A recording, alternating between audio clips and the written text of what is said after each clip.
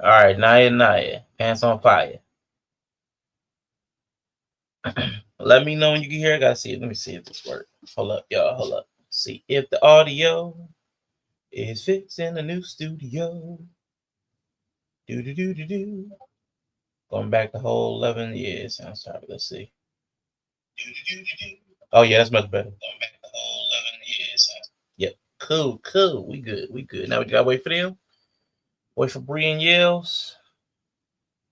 It's raining tacos. That's just in my head, man. Oh. Raining tacos. Let's see. He's got the smoke. I want to hear some music.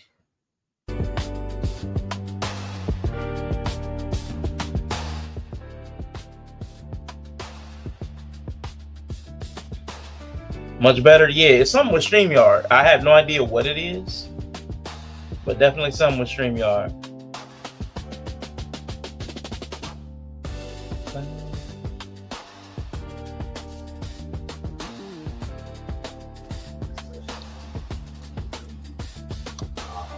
I'm just waiting on Yella. Is the studio working? Yeah, it's working. Checked it. Okay. Ananias says it's cool. Wow. Her camera ain't gonna work. We video stroking today. We video stroking. Let's go. Video stroking. We are video stroking. We're video stroking. Hey, Bree, you recognize this? This song? Yeah. I don't, but it feels like a Fujikaze song. Okay, think about 2 minutes into the Steven Universe theme. Oh, is this Steven Universe? Yeah, I took that part where they do the breakdown. Yeah. I did that. Okay, I was like, maybe it feels familiar. I was like, it kind of feel like it'd be like a Fujikaze song. He has a song. What song is it? Can't think of the song, but yeah. Okay, yeah. Very Steven Universe. Stevie? Oh, yeah. Stevie Universe? Actually, my oldest been rewatching it lately. Oh, really? And we found out Jacob Anderson loves Steven Universe. Oh, okay. I love that show. It's like a comfort show. I can imagine that. It looks wholesome. Very gay. It looks like candy. Like yeah, it looks like candy. The show always looked like candy. It's like lo-fi palettes, like yeah, and not like a chocolate candy, but like them Valentine hearts. The ones yeah, with the messages on them. I was gonna say sweethearts. Sweethearts, yeah. Oh yeah, very gay. What up, Bo? Yeah, it's a very gay show. It's like they're gems and they only like procreate with each other and they're all like female, kind of. Well, Jasper's like gender non-binary. I don't know. They're not like, I don't know. They kind of weird. They it's very interesting how gender works in Steven Universe. I might have to check that out. He's always whining. So it's like his mom died, and so like her 3 friends are kind of like with his dad, kind of like raising him because she's a crystal gem, and so he's half crystal gem, half human. So it's like he don't know that side of his mom. She passed, so it's like his dad trying to raise him as a single dad, and like her friends who are also crystal gems are like around him. So it's really awesome. Okay, cool. I like that.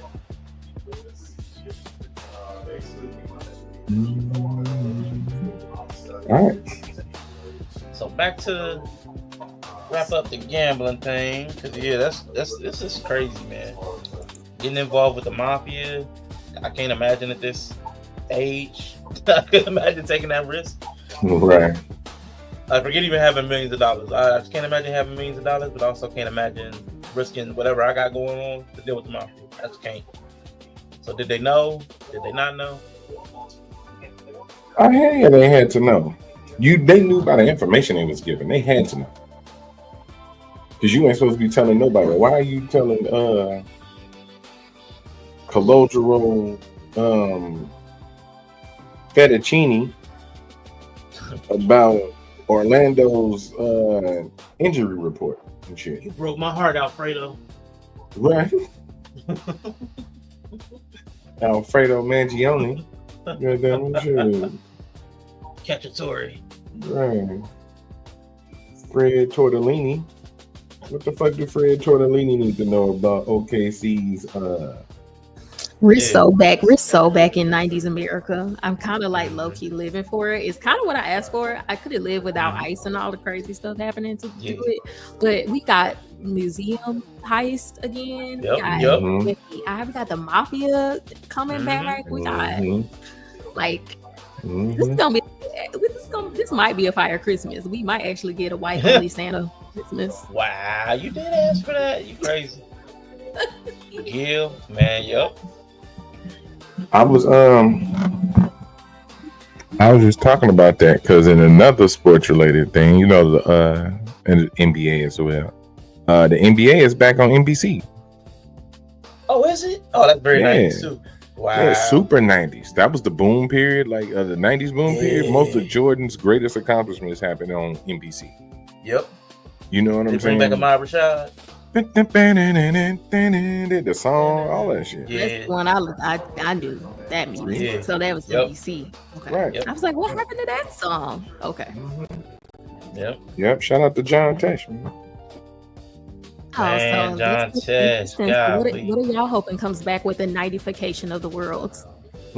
I said it felt like the timeline trying to write itself. Yeah. I would like the clothing, the brightly colored clothing. I think that's coming back. I can definitely see Coogee sweaters coming back. We got a little throwback in centers at the end, so it seems like they're trying to put that in the timeline. I feel like we muted the colors in some kind of way. I don't know if it's the dyes, like we're using more like appropriate dyeing methods. It's like mass production or something. I think it's also like mass production too. Yeah. But like the stuff felt like the colors were wilder. Or maybe it might have been the combinations. I just want more of that. Wild combinations, patches, patchwork, color blocks. Yeah. I hope toy stores come back.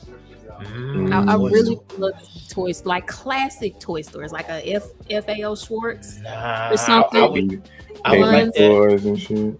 Where you go in and it's like trains like going across the giant animals. Like I want a classic. Yeah. I got what I would like. I would like clean, fun Chuck E. Cheese back. Oh yeah, with colors and you want the animatronics. That work where they all work. But they look a little creepy though. Yeah. I want them back too. Yeah, they gotta have that 90s creep. They can't be uncreepified. They got it got to spooky just a little bit. That's what's gonna happen. Yeah. All the leagues are in bed with gambling. Yep. So what do you want to come back, Yella, with the 90s? Bring back all the interiors to the restaurants back. Like 90s Taco Bell. 90s Pizza Hut. 90s Pizza Hut. Target. Yeah. Target used to be red inside. 90s Burger King. Bring McDonald's back into Walmart. Let's go. McDonald's in Walmart? Yes. Yeah. That's how they want to be in Walmart. Instead. Wow. Yeah. Okay, I got one more. Speaking of Walmart, bring back layaway. No more paying for it. Yes. Layaway. We're all broke. It's perfect. Yes, right. Please bring layaway back. We could get rid of paying for. Yeah, because this Affirm shit is ass. Affirm. I love Affirm, but I don't think it's good for us in the end. It ain't. I think the good thing is layaway. If you don't pay it, you don't get it. Yeah. With Affirm, you already got it, so now it goes on your credit. Yep. So bring back classic layaway. You don't get it until you pay it in full. Mm-hmm. Yeah, bring back those causing lead-based dyes. Yeah. Yes. Let's go. Bring back the little jug juices with red I-40. Right, bring back the toxic crayons. Old Hawaiian Punch. Yeah, formaldehyde. Old Hawaiian Punch. World. I mean, but to be honest, that world was very racist. So are you guys wanting the whitewash 90s back? It ain't. Look, it was different. I know you said it's very racist. It might have played differently down in Atlanta. In the back rooms, it was definitely like a gatekeeping to keep it so whitewashed, you know? Yeah, for me in Ohio, the 90s was less racist then than it is now. Mm-hmm. Yeah, you're more likely to have a racial incident now. Yeah, for sure. Because of the forced mixing. Because then, like in the 90s, it was like y'all. It might be a northern thing too. It might be a northern Midwest type deal too. Because I had that same kind of experience. Like it wasn't so much racial. Like blacks was blackity black though. Like black was black. I'm saying I think because everything had a set space because of the not wanting to mix in the 90s. It was UPN is for y'all. Mm-hmm. This is for us. But it was nice to have those purely black spaces. Then they brought the CW, and that's what fucked it up. See, the CW tried to blend all that. They wanted to do Smallville and all the black UPN shows, and this shit ain't work. It ain't work. Oh, okay. You hit it. That's what we need to bring back from the 90s. The black shows. Because there was a bunch of them in the 90s. Fox, UPN, and NBC. NBC had them. NBC did too, yeah. The black shows that was part of the family block. Mm-hmm. But it wasn't even always separate, because even on like TGIF, you had the black family show and then the white family show. Yeah. You had Step by Step, and then you had Family Matters and shit like that.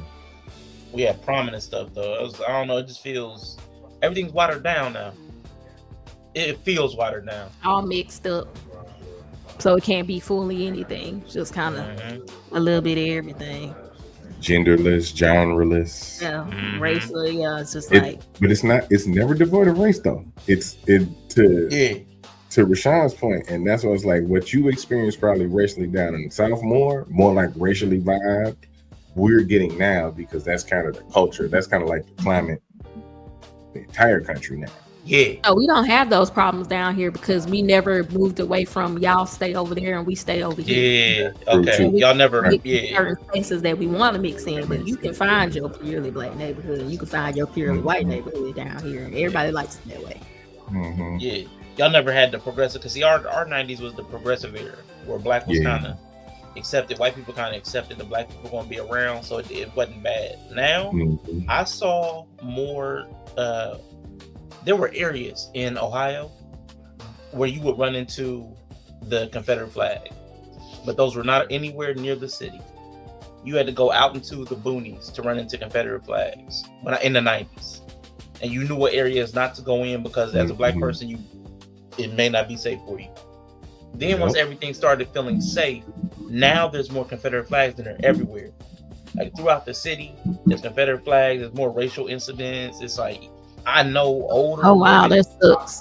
that are just getting racially, like verbally assaulted, just ran at a gas station randomly. Oh yeah, see, we never left that previous phase we talked about, where you had to go to the boonies to find the Confederate flags. Yeah, we never left that phase. Nah, we did. Yeah. It was not cool to be a racist. But now this back. I'm excited for the 90s to come out. I do feel like with Donald Trump being here, he did some Back to the Future Biff stuff. Like, yeah, definitely. Because he was like very also prominent in the 90s. So maybe it's just because he the president. I feel like Biff was and niggas loved him. It's crazy how much niggas love Trump.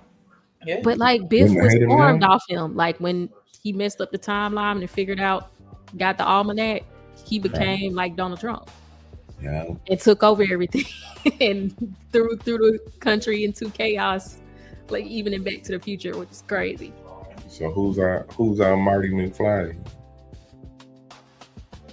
Who messed around and let him get the almanac?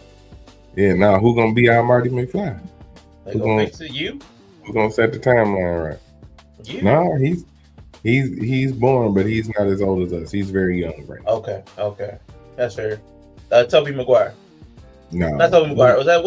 Who's the new Spider-Man? There's somebody who older than all of us. Who's the new Spider? Tom Holland. Holland? Yeah. The only way to fix the timeline is because we're going back to the 90s. They need to remake Back to the Future. Yeah. That we have to fix the timeline. That's the only way to fix it. Yeah, because this is a 5-year, so this is one of the years that would be in Back to the Future, right? Because they only operated in years that ended in 5. Okay. So they went back to 1955, 1885, I think. And then they were in 1985 when they left. I think the future was 2015. Okay.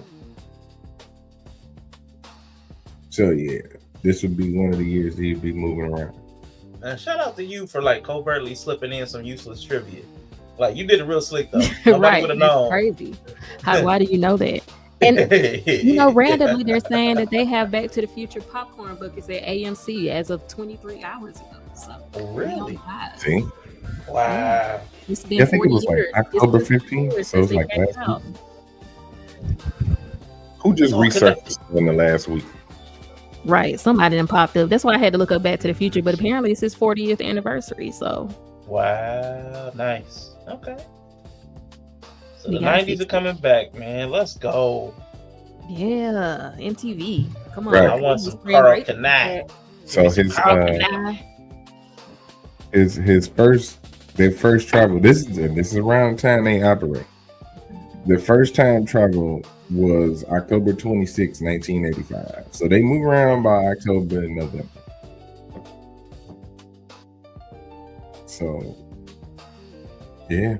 The first when they moved to when they traveled in time to October 21st, 2015, it makes sense why that would make sense why they knew who the fucking World Series champion was, is because they was in October. But here's the trick though, right? The timeline has moved forward, so the World Series don't happen in October. The World Series happened in October historically back then. Yeah. So even if he come now and he's like, damn, they got everything's moved back a month.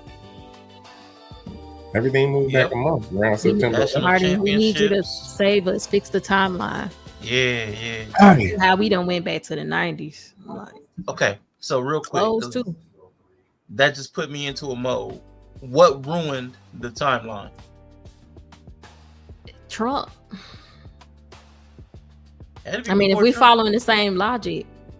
So Marty ruined it. Marty messed it up because if he hadn't been time travel, Biff wouldn't have got the almanac. So maybe not Trump. He just took advantage of the effect. Okay, so we got to find Marty. Who's Marty? We got to find Marty. But Marty's a nobody. Even in the movie, you would never even notice Marty. Yeah. He did like a small thing. He was just some dude. Stumbled upon something. Yeah, just doing something. He wasn't really an important Doc Brown. Yeah, so it's really Doc then. Dang. It is Doc Brown. It's really Doc. Brown. Okay, I know who Doc Brown is. Doc Brown is Bill Nye the Science Guy. Man, you might not be wrong though. It's either him or Neil deGrasse Tyson. Because them people are one of them too. Yeah, because they are very much responsible for a whole generation of people becoming way more enlightened to scientific shit. Like on like mass, like popularity, not popularity. But age speaking, Bill Nye is close to what Michael J. Fox and Trump age. Trump's older than them, but Bill Nye like 69, 70, something. Yeah. But see, we was all the Marty McFlys. So yeah, so he need to fix this shit. I don't know what he need to do. Yeah, we're all the Martys. There you go. We're all the Martys. We could just blame all of this on Bill Nye the Science Guy. That makes sense, right? I stand by the theory that it was when we stood out them brooms up. What? Nah, MTV signed off? You're lying. y'all prove if that's true, the timeline being messed up. Wow, It that is would true. be so insane. Nah. Oh my god. It will be the end of an era for real, for real. A I bunch don't of them believe are it. shutting I don't down believe in it, bro, because that here. shit would have been all over the news, bro. A It channel like says farewell to MTV. music. Farewell to music on MTV. Wow. So all the MTV music channels are set to close by the end of the year. So it will no Oh, longer be playing music. so it's been announced. Have Oh, to that's say crazy. that's how we save the timeline. If we get music back on MTV, we will That's- save the timeline. That's very different information from it being announced to they just signed up. I mean, it is, but still. I ain't can trying see to. I'm not trying to be like that right now. But I get it. Yo, I mean- you're dying as opposed to they just died. It's two different. You just died and you're dying. There's two different messages. Man, I mean, still, But- I get it. It's But still crazy, strangely, it's also 40 years old. though. Yeah. Also, Started the same 90s. year Back to the Future. Man, so much Sure did. stuff popped off in the 80s that the 90s exploded. Because Yeah, the music even the video in the late consumerist 80s. culture. Yeah. Yep. Got his birth in the 80s and Oh took my off in the God. 90s. Time to watch Scarface. But it's a Man. bunch of 80s media that's dead though, due to like just where we're at now and like culture and just Mhm. cancel culture and everybody wanting to be like politically correct. It's a lot of 80s shit that's just you can't even consume because people gonna look at you crazy. Why do you watch that? So we just need another banger Christmas movie drop. We about to go back. We Get need a banger. we need another Eddie Murphy stand up because it's a Eddie damn Murphy shame. can save the world. It's a damn shame that we can't watch Eddie Murphy raw and everybody just enjoy it because now it would be like, oh, he was so controversial. Even then it was bad, but now they'll try to retcon history and cancel. Like Okay. So that's what we need. We need which Yeah. I mean, our crazy psycho president does also say that stuff along with the other crazy inflammatory stuff he says. But I See, think the he really president- is just trying to revive the 90s, honestly, because that's what old people do. They get old and they be like, I want to revive my peak. just say shit. No, he wants to revive the peak of his life, which was the 90s. Oh yeah. It's gonna be I love New York all day, all week. Yeah. Man. Yeah. Eddie does have a documentary, so that we are in the altered timeline. So instead of having an Eddie stand up, we're getting an Eddie documentary. No, I don't want the documentary timeline. Yeah, documentary still feel too modern. Nigga, wasn't nobody getting documentaries, nigga. You might have got a Nightline segment, but you wasn't getting no That's how documentary. we're gonna save the timeline. Bring music back to MTV. Yeah, you Less used to get documentaries. you used to get a documentary when you died. Now niggas get a documentary because they they got can arrested. afford to do it. Right? No, because they can afford to do it. Yeah. They produced So they're doing their a own- documentary every album. Right. They produce their own Documentaries about cases that ain't even had yet. Right. Nigga, they had Surviving Neverland. It was like Nah, they had a Also, Diddy niggas documentary died. out right. They had before a his Surviving- trial. Right. They had a whole Diddy documentary before he even got arraigned. They sure did. I'm excited. Jumping the gun. Before Yeah. we leave the 90s, that Christmas is Ralph Lauren Christmas. So that's the trending Christmas decor this year, which is a throwback to the decadent That is Christmas of the 90s 90s. too. Yeah, very 90s. Oh my God. So So, we're hitting yeah. the 90s again. This is okay. Yeah, we creeping back towards that. Like Taco Bell did a 2000s Y2K meme. They sure did. They sure did. Y2K meme. Okay, so Pizza Hut need to bring back the little pizza guy. Was with the googly eyes on the sliced pizza. We need the red cups. Oh, wow. And we need the Chihuahua for Taco Bell. Oh my God. You quiero Taco Bell. And we need the Quizno sub commercials back. Yep. Boy, Wow. like and the Mentos commercials too. Yes. Yes. Man. Mentos, Big Red. Oh, Man. Like the level of fuckery that came out of those Mentos commercials was crazy. Man.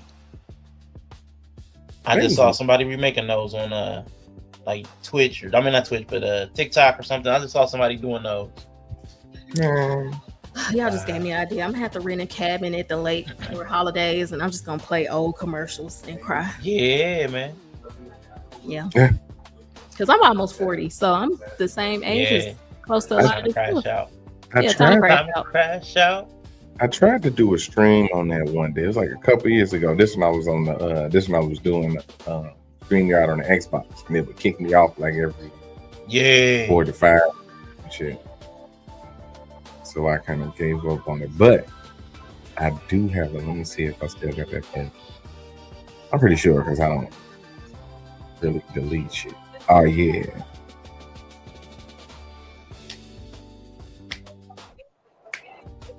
I got a whole commercial playlist. Oh, wow. No, we did that one day. I think you did it on stream. We listened to all the old commercials and stuff. Yeah, but it was like I remember it was all sketchy because I was getting yeeted off the stream. I was like, I feel like we definitely. I remember that stream. I feel like I remember that we watched all those commercials and the old commercials, music. It was a good one. Shout out to the pandemic making us remember. Mm-hmm. All right. Before we get into the topic or whatever, Yella, whatever we about to slide into before we get into the Ayesha stuff, I do want to see if Bree recognizes this one. Bree, did you watch Brothers Alchemy? Alchemy. I didn't watch the Full Metal Alchemist version. That's what I meant. I saw the original one, but not the Brotherhood version. Okay, so I don't even know if this song was in the original, so never mind. I'll let that go. All right, cool. Yeah, they might have had different. Yeah, they might have definitely had different. I wish I would have seen the Brotherhood one first, because like most things, it's probably more true to the manga. Yeah, that's what I heard. All right, Yella, do we got any other sports stuff you was gonna hit before we talk about what we was talking about? You muted. Or you might be talking to somebody else. Let's go.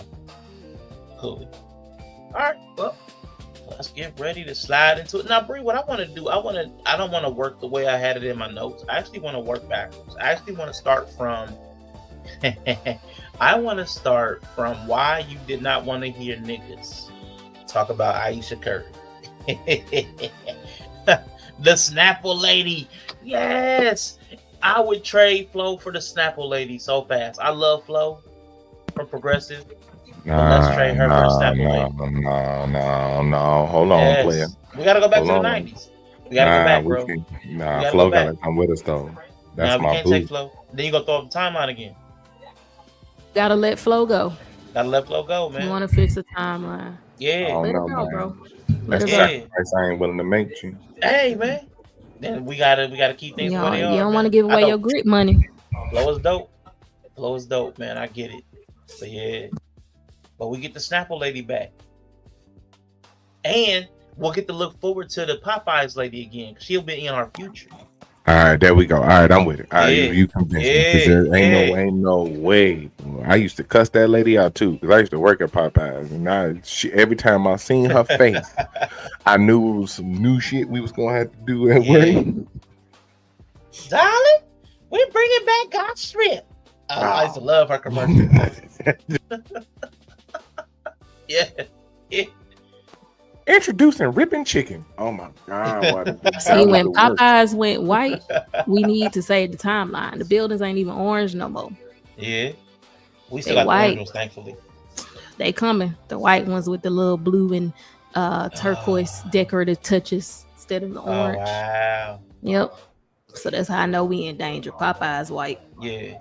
And they even rolling out a concept White Castle. They trying to clean up White Castles out here and make it like modern. I'm like, no, that's not White Castle's whole aesthetic. We have to rebuild. Yeah, you're doing sliders, my G. You can't modernize greasy sliders with no meat and onions. Yeah, not the place we go to after the club and before we hit the hotel. No, I don't want that place to be clean. I want that place to keep it. Yeah. But remember, Cracker Barrel got changed too, so it's. Oh yeah, but they rebelled. Yep. Yeah, and the wives came in like, you're not going to mess with our fucking tradition. But that's what I mean. It's across the board. So everything is being erased. We have to save the culture. Man, I wish we could ride for something as hard as white folks rode for that damn loco. Man, listen. Damn. Yeah, we got nothing in us that'll make us ride as hard as they did for. Shoot, as much as they did for the Bud Light, as much as they did for the, I mean, they will go hard for some woke, like anti-wokeness. They will go hard for some, like, it's crazy.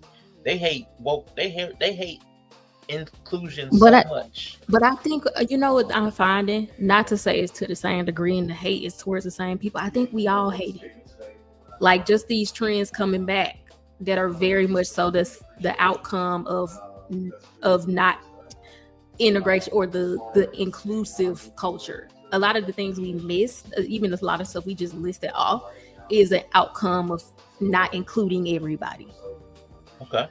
And so I think everybody misses it. The Ralph Lauren Christmas, certain stores, a lot of that stuff was an outcome of gatekeeping. That's what I think people don't realize it. Like maybe on our side as black people, we don't realize a lot of what we got was because we were locked out of certain areas, but they made spaces for us because they didn't want us in their areas. They see it differently because they know why it was that way. Like they know what was behind the UPN and the BET. They know it was just some racial shit. We don't want niggas over here. We don't give them their own stuff. We just enjoy having our own space. Yeah. So I think we all are saying we don't like it. We don't like everything getting whitewashed. I see what you're saying. Yeah, but it's like the spirit behind it. It's all the same. Yella, what was we arguing about? What was the spirit? What was it? We was having a spirit conversation. The spirit. Oh my God, it was the spirit of something. Was that me and you? It was like yesterday or the day before. Somebody was using the spirit of something. The artist, music. The music yesterday. Yeah. Oh, the dude. Oh, that was so crazy. Timberland. Yeah. Timberland, the AI artist. Yeah. Yeah. But a lot of what we had was that. That dude with the bad review. Dude. What did he say? He said the spirit of something. I'm trying to remember what exactly, because we were going off about that. Because he's like, it was the spirit of not like us or something like that. It's the spirit of not being black enough, or the spirit of not being in black space. He said something like that. Yeah. What did he say, bro? Because he said it was so stupid. It was like trying to just hone in on their intentions. The spirit of we're not like black people. The spirit of not being we're not black people or something. Yeah, I can skim it. I come back to you. Yeah, but he used that. It wasn't serious. Yeah, he used it in a weird way. Like weird way. Yeah. I like the way Bridget said that though. The spirit, I guess the energy that comes out of exclusion and segregation is like self-selecting spaces, like that cater to your preferences uniquely. And we didn't really recognize that. Where you can have a real culture. Yeah, yep. We don't want mixing. Like we don't like even black people. Like we don't like when white people say they don't want to mix, but we actually don't want to mix either. Because the clothes I mentioned when I brought up the clothes first, it was very culturally coded. Like a streetwear has been homogenized. Now everybody wears streetwear, but the original streetwear that I long for, only black people. 90s white people were not doing Carl Kanai and cross colors and stuff. Like it was just too garish for them. Right. But, that's what people want. Realize is what they want. He said it's spiritually, I'm not like you niggas. Yeah, let's go. So that's what Bree said. She's like, back then, what we didn't recognize was a lot of our culture was saying we're spiritually not like you niggas. All the stuff we clamor and like we want to cling to is we're not like you niggas. Yeah. We got our own even stuff. Even though like Christmas that a lot of us grew up wanting, or the lives we strived to want was white, very white lives.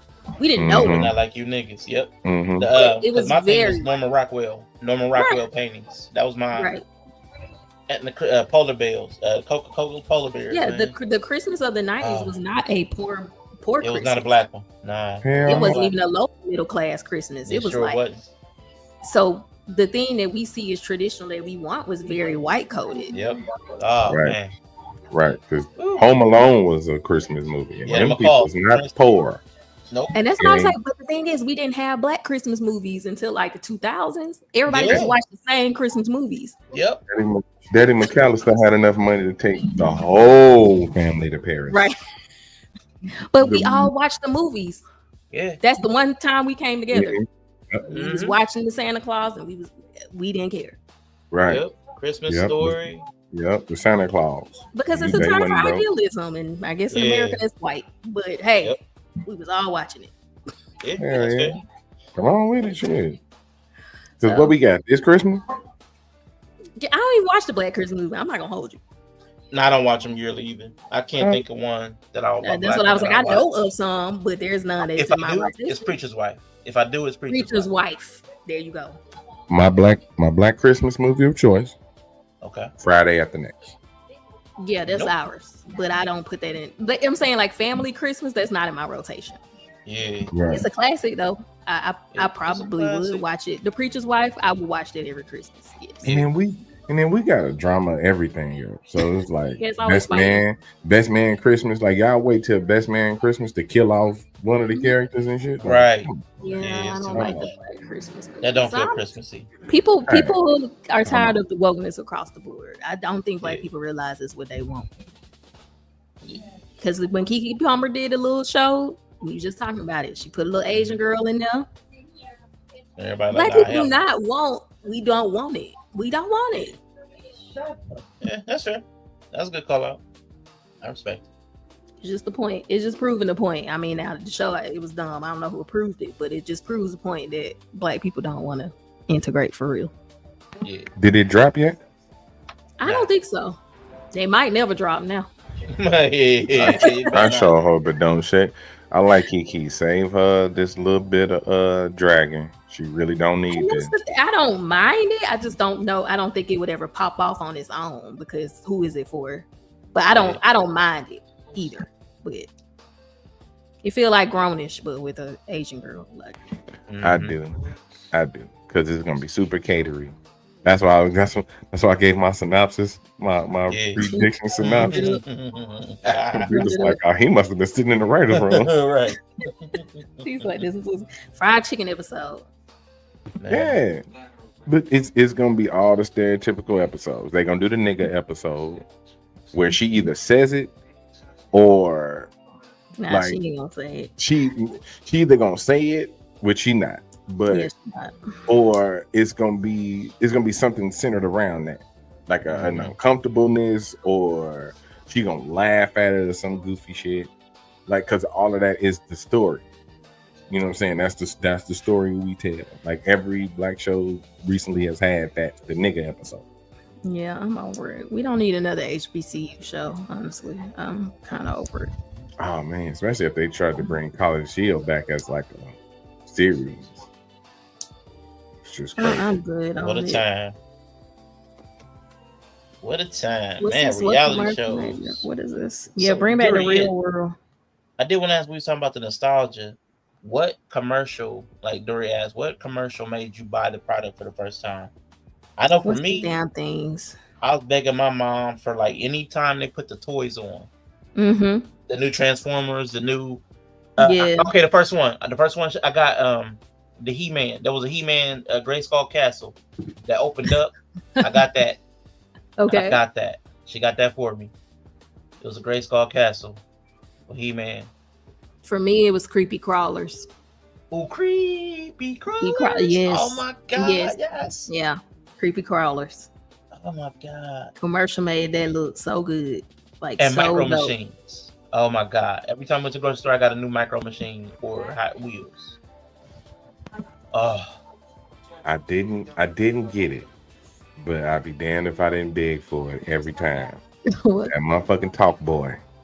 Oh, the Talk Boy. Man, that Talk Boy. When they showed the commercial, I was like, they sell them. I was on my look. He said he was begging every time he was in the store, please. Holla at me. Yeah, hell no. In retrospect, I don't blame it. That shit was like probably $100-something. Yeah, that thing was expensive. Yeah. It was really pushing that in the whole movie was a commercial. Yeah, Man. yeah. The Talk Boy for sure. I'm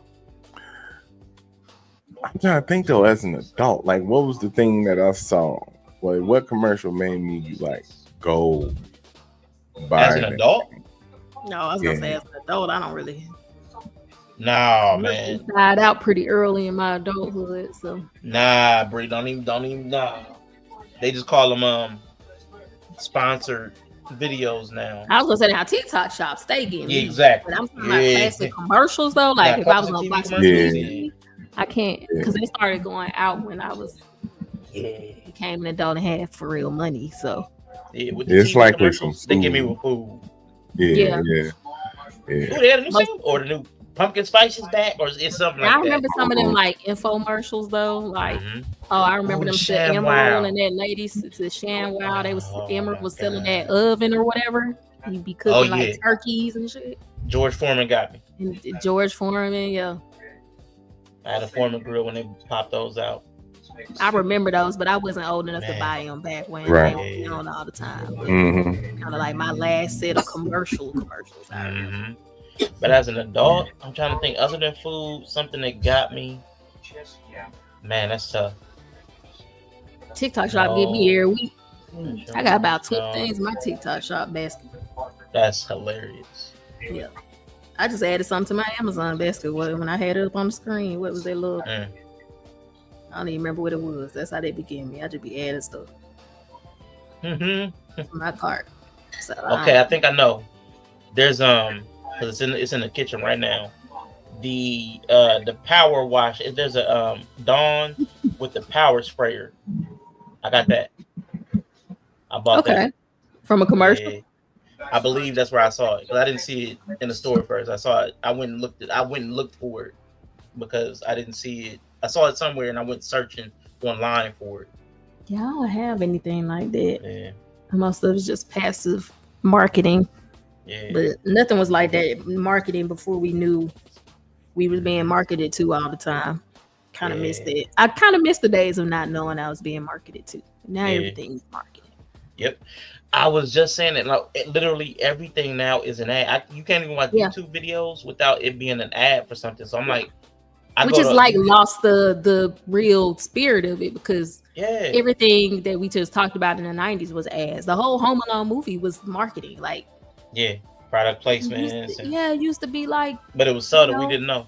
We didn't know no better. Subtle. And like there was a medium that you were like being entertained by. It was also marketing to you the same. Now it's just like ads. It's just like this is an ad. It reads like an ad. It's an ad. And now people make content just so they can make the ad now, which is annoying. I hate when I tell somebody made a video just so they can keep the sponsorship going. Right. Like, I hate you. It used to be more effort. You used to have to try to make a whole movie. Push your product. Yeah. Man. Oh, the 90s. Yella's muted. We hardly knew. I was like, product placement used to be dope. Yeah. Now it's everywhere. It's like not even product placement. Like all the Coca-Cola commercials for Batman 89. Yeah. Shit like that. You go back and watch stuff. You be like, hey, that was an ad. I never knew that. I'm like, wow, look. They so much more subtle, man. Bring that back too. Now it's like they interrupting your video to tell you. And now for our sponsor. An ad. Right. This is an ad. You have to say it on everything. Right.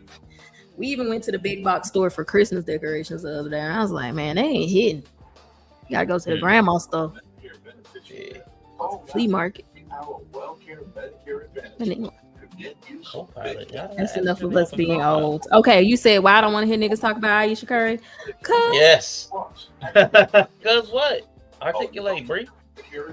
I just know how men can be when it comes to like the experience of women. I think it's a very normal thing. Like it's a group that doesn't share your experience.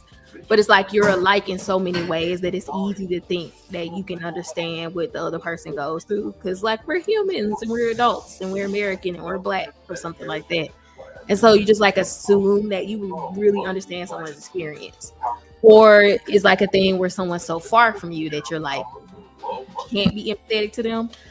And I think that's a phenomenon that's just not something men do with women. But I just, as a woman, like I just know there's just certain phenomena I don't think men will ever really get. Like, not because they can't or anything, but it's just hard to listen to someone's negative experiences without like taking it as an attack in general. I think that's generally hard. That's generally hard. It is. And I think it gets in the way of like just like understanding it. Yeah.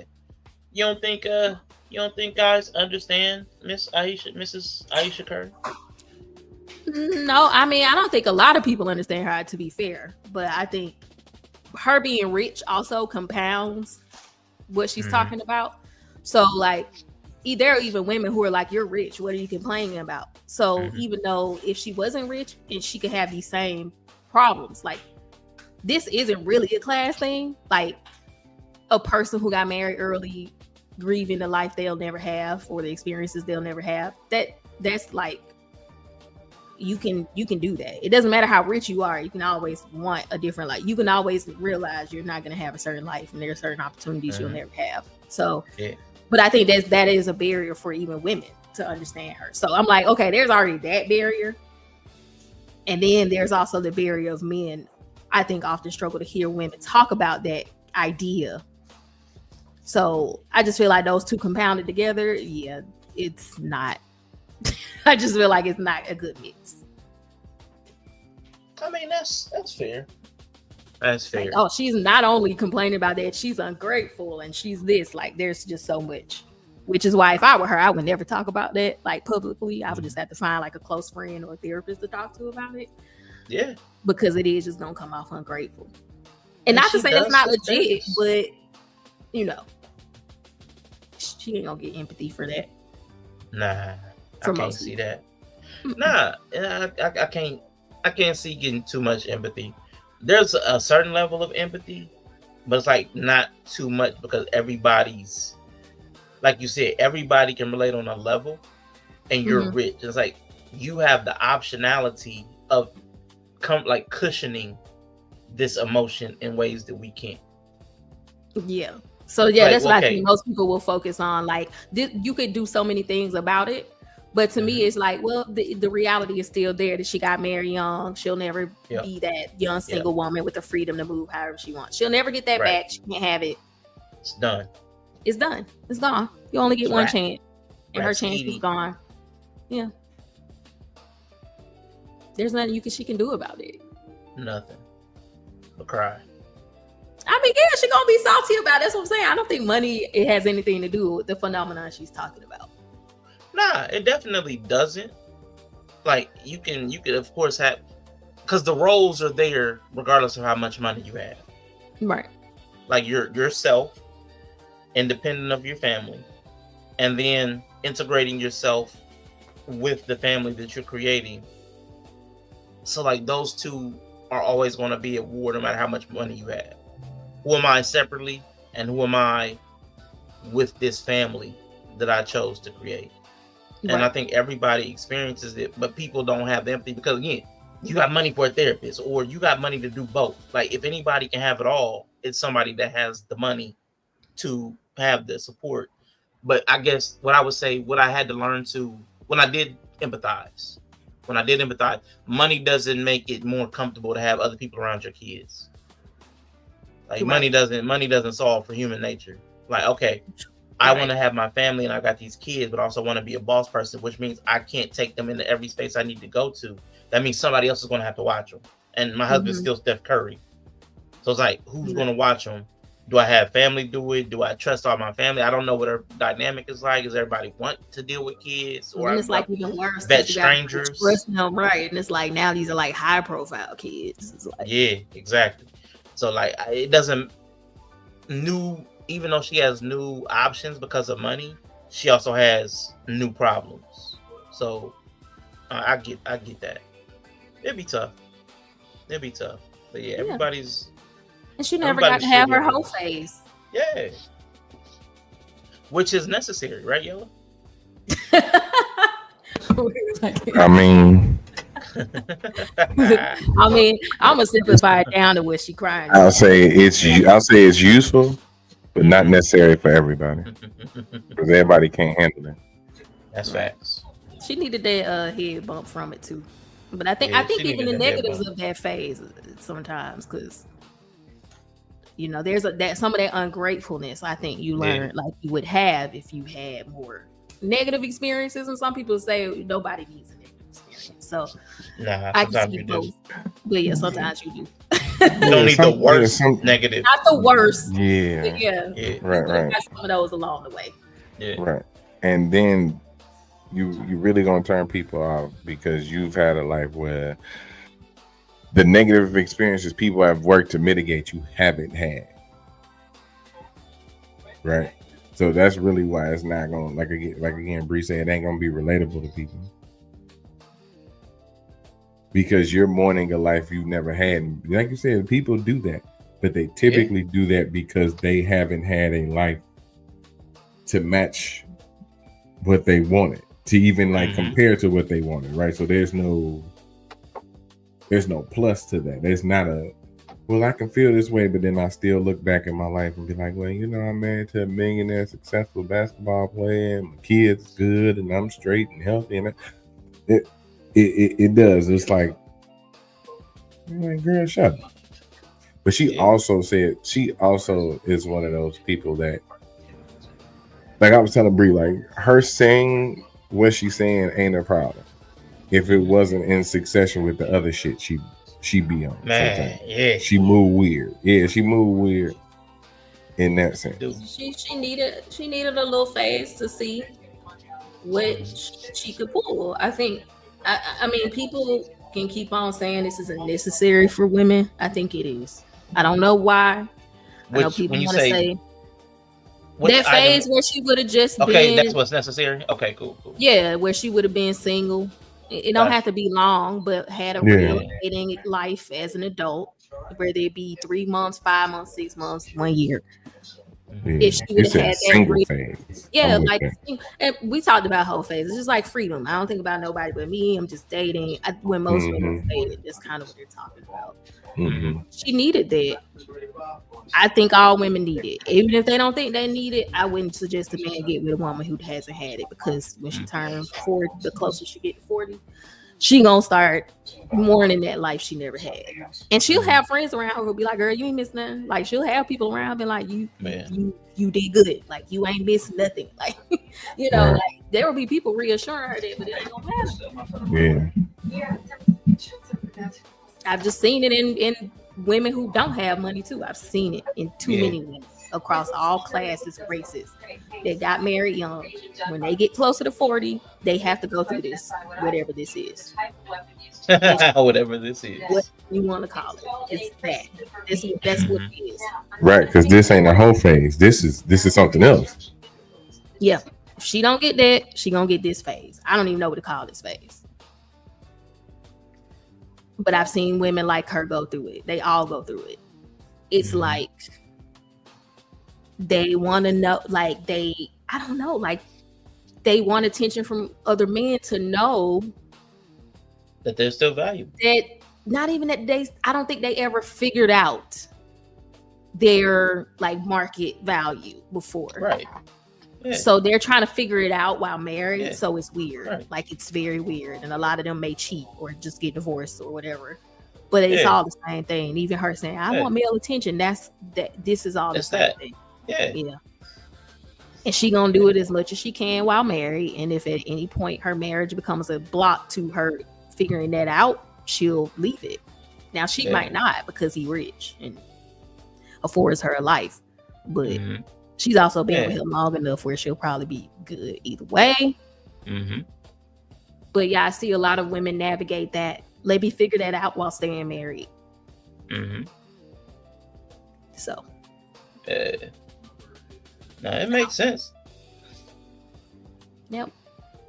It's hard to know your value because a lot of people derive their value from social situations. So I understand wanting to see. Like people used to say, I still got it.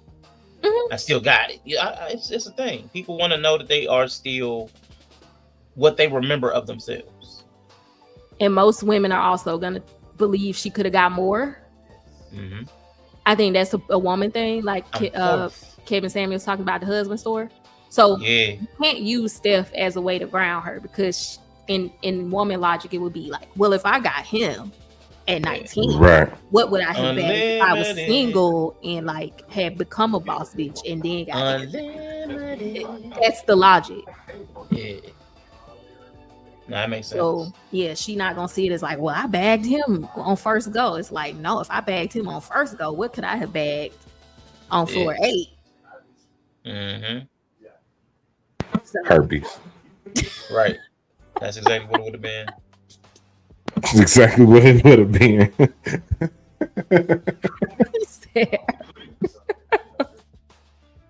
And that's the weirdest thing too. It's so short-sighted, but I get it. Yeah, it's that always wanting more kind of thing. Mm-hmm.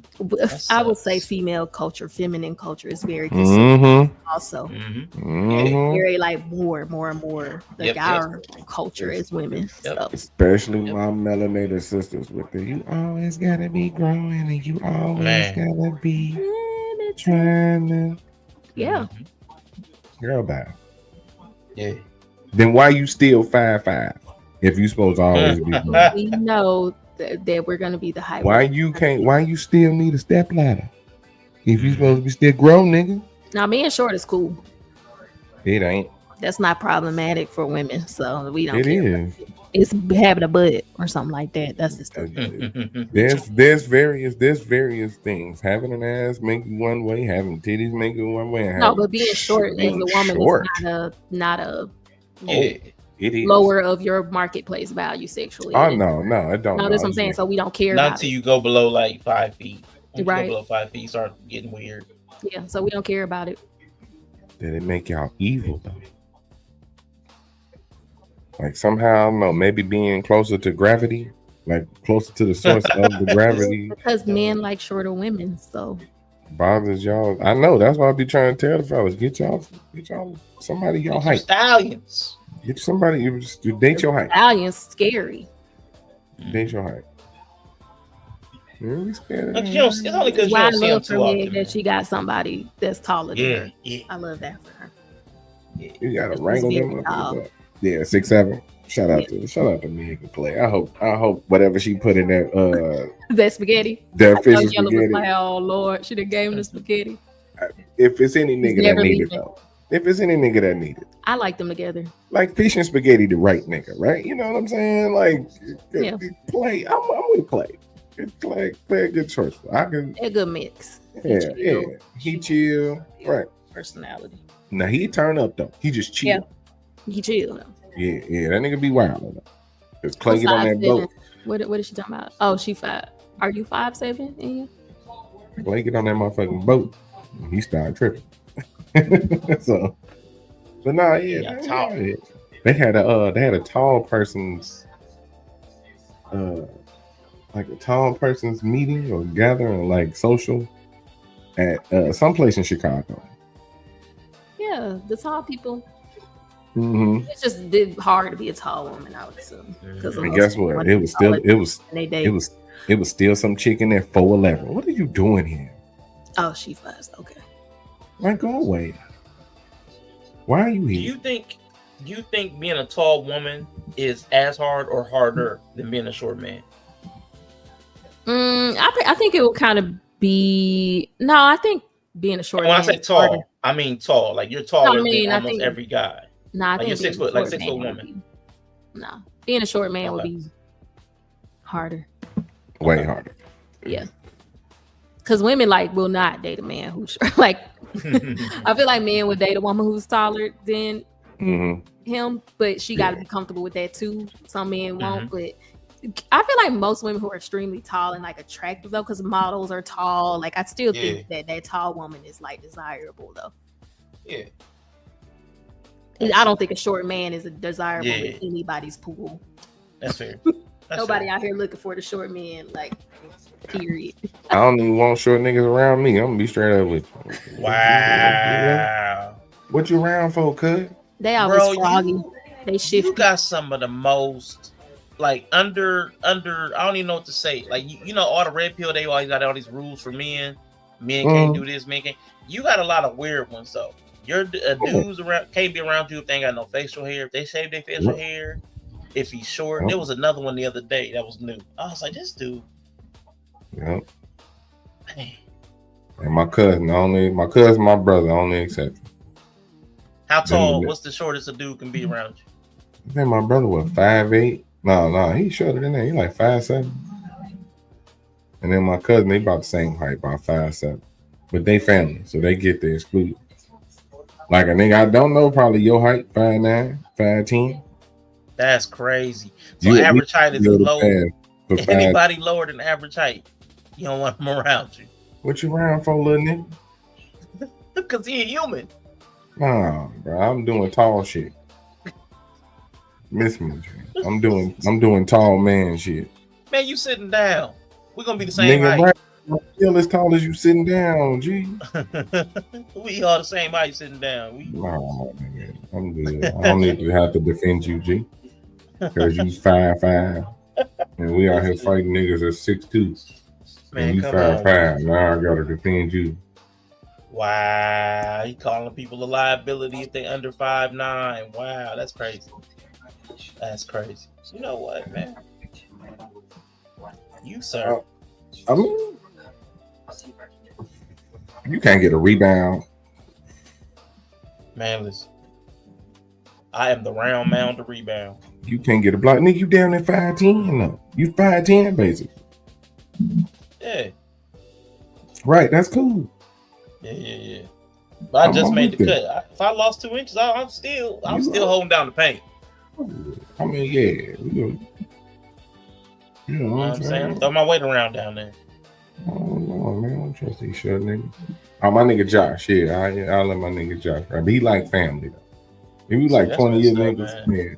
I ain't making no new short friends. I'm going to say it like that. Nah, man. We can't be new short. You a heightist. You a weightist. Like, this is ridiculous, man. I'm learning so much about you, man. It just gets worse every week. Don't it, though? Hey, man. I'm the friend y'all deserve, not the friend y'all chose. Wow. I feel like an insult. I'm the friend y'all deserve. You know, I wonder what kind of friend I could have held out for if I, been successful. Yeah, like, you know what I'm saying? A whole friend phase. Yeah, I need that. See, now you understand Ayesha. If you put low effort and got results, it's not weird to think that you could have gotten more with better results with more. Yeah. Like, did she meet him like in school or something? Yeah. That's like no effort. You just had to be there anyway. Yeah, you just had to show up. Yeah. School and church. Yeah, you just made him by mistake. Yeah. Like, there's no. I'm not a misogynist. How dare you call me a name? She didn't have to even put no effort in to bag him. She just got lucky that he ended up being Steph Curry. And then ended up liking him. Yeah. They liked each other. He ended up being Steph Curry. She didn't beat him as Steph Curry and like bagged him. Yeah. So it's hard to respect something you didn't have to put any effort towards. Yeah. Yeah. She got lucky with the potential gamble. Like a lot of women marry for potential or date for potential. She actually just got lucky in some ways. That the potential he had actually manifested. So let me ask you this question. Because she said something interesting in her interview. She said he said he wanted to be a high school basketball coach. Okay. And she was going to be a boss chick, a career woman. Do you think she really wanted to be with a high school basketball coach? Like, from just what you've seen, bro, how many clips you've seen, whatever you've seen of her, do you think she actually is she saying that because nobody can disprove it? Or do you think she actually would have dated a high school basketball coach because she thought she was going to be the boss chick? She would have probably dated him and been with him for a while, but once she got past him, she probably would have left him for somebody else. Or like went out to try her look. Okay. Yeah, I think she would have stayed with him. Like, while it was, they're young, they're supposed to be broke. Like, there's a phase. Like, you're supposed to be broke. Like, Yeah. So yeah, she would have stayed with him. She liked him, so I think they probably would have stayed together. But I think if she would have become the boss chick, I don't think they would have made it. Yeah, he wouldn't have been ambitious enough. Yeah, he wouldn't have been ambitious enough, or it would have become a point of contention, or something like that. Okay. So she just got lucky. What up, Tripod Harrison? I mean, she probably sees it that on? way, that she's lucky. Like, oh, I got lucky. Like, he didn't even want to be all this. So, you know, she just got lucky. And I was like, yeah, to some degree, you can understand how somebody just stumbled upon dumb luck. And everybody's like, shoot, I wish I had that kind of luck. But, you know, yeah. Okay. And I think she likes him. But they've been together, what, 15 years? Yeah, something like that. Shit, longer than that. Riley down there 15. They oldest one. Yeah. They've been married 15 years, right? They been It's like married. 2011, 2012. 2011, 2012 is when they got married. Yeah. Like almost Right a life around sentence. You know, you start itching it. Yeah, right. And did about a life sentence. Like, And kids start getting older too. That ledge started looking a little closer. Yes. Yeah, And the oldest like 15. It's something about seeing your baby be 15 too, where you're like, do I really need to do this? Like, because you lock in. You really lock into mom. Like, you lock into that role heavy. And then when they start to get older, you're like, dang, like literally 3 years later, she gonna be like 18. You kind of start to be like, okay, I'm not finna be locked in mom anymore. Nah. It's like easy. Lock him out. Right? So you're like, oh my God, who am I? You know, and if you don't have any past self to reference, I think that's part of the short circuit too. So, as a woman, let me ask you this, because I think you can probably tap into this better than I can, because I can't relate to the identity thing. Is not something men struggle with in the same way. Yeah, maybe. So, not. What about it is where you can't find yourself while you're with a partner? Well, I think that depends on the experiences she had. Like for me, like not her specifically. Like I've heard. I'm saying the woman, like the woman in general. Like it's gonna depend. Like because if you didn't establish like who am I without a person affecting me, like who am I just by myself without any other effect. I think that's how you really know who you are at a base level. And it's something about the way I think we feel like we have to exist in relationships. Like we have to give ourselves and like enmesh and like kind of take on your needs as our own responsibility. Yeah, all that kind of stuff. Like I think it's really hard to focus on yourself when you're with other people, like as if you're like that kind of traditional woman, or at least buy into that mindset. I think it's hard to just be like, I'm just gonna focus on myself, because our experience is not that. Yeah. When you're a mom, that is not. Yeah. I don't experience life that way, even though I would love to. I don't. Because I feel like this is, man, you said something brilliant earlier. I can feel it. I lost the words, but I feel like it's in the spirit of something.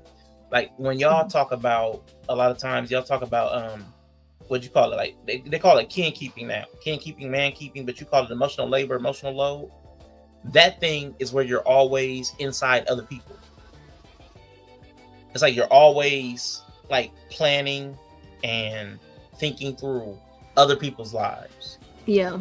So I think that dynamic, that mentality or mode would keep you from also finding yourself while you're with other people, because you're always. It feels like you're abandoning them. Like if you're not thinking about them, like it feels like you're abandoning them, because it feels deeply like your responsibility to do that. Not because anybody in particular told you. No, y'all just have been trained in some kind of weird way. Yeah, so if you don't do it, you feel like you're letting them down, or you're abandoning them, or you're not being responsible. Because on the other hand, no one else is really gonna pick it up. Yeah. So it's very hard to do. I don't think it's possible. You know, I don't know. I mean, because I think there's not with y'all's current makeup, not with the current makeup, not with that thought process, because of how deeply and thoroughly integrated we are in that way. I don't think men are integrated that way. That's not to say we're not. So I don't think a lot of that stuff would get picked up on or done without us having to delegate it out at least. But then you're still thinking about it. So right. Like, and that's the thing, like that's an internal thing. Nobody can stop your internal processes but you.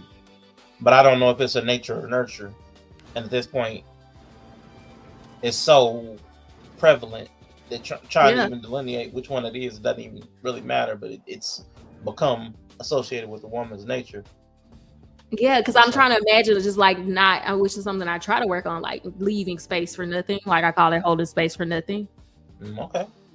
It does not feel good. I don't know. So I don't know why anybody want to do it. Like you're like, I know it's probably what I need to some degree, but it does not feel right.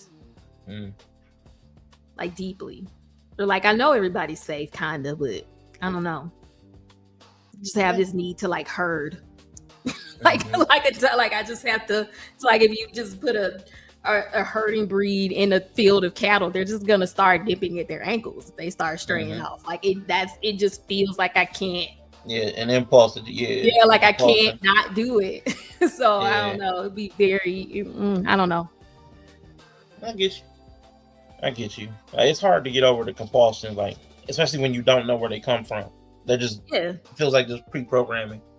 Yeah, it almost feels like biological. Yeah, like how I. And it may be. Yeah, and it may be. It's hard to tell because everybody says women are socialized so differently that it could be that too. But if somebody's really being trained in something from the moment they're born, like how would you know the difference between the nature? It all feels the same because none of us are like conscious before a certain age or even remember before a certain age. So it's like, I think a big part of it is biological. I think that's how we're supposed to be. But that in turn, as you get older and your kids get older, I think the link, that biological need calms down a little bit. And then that's when the women are like, oh, okay, who am I? And then they're like, oh, wow,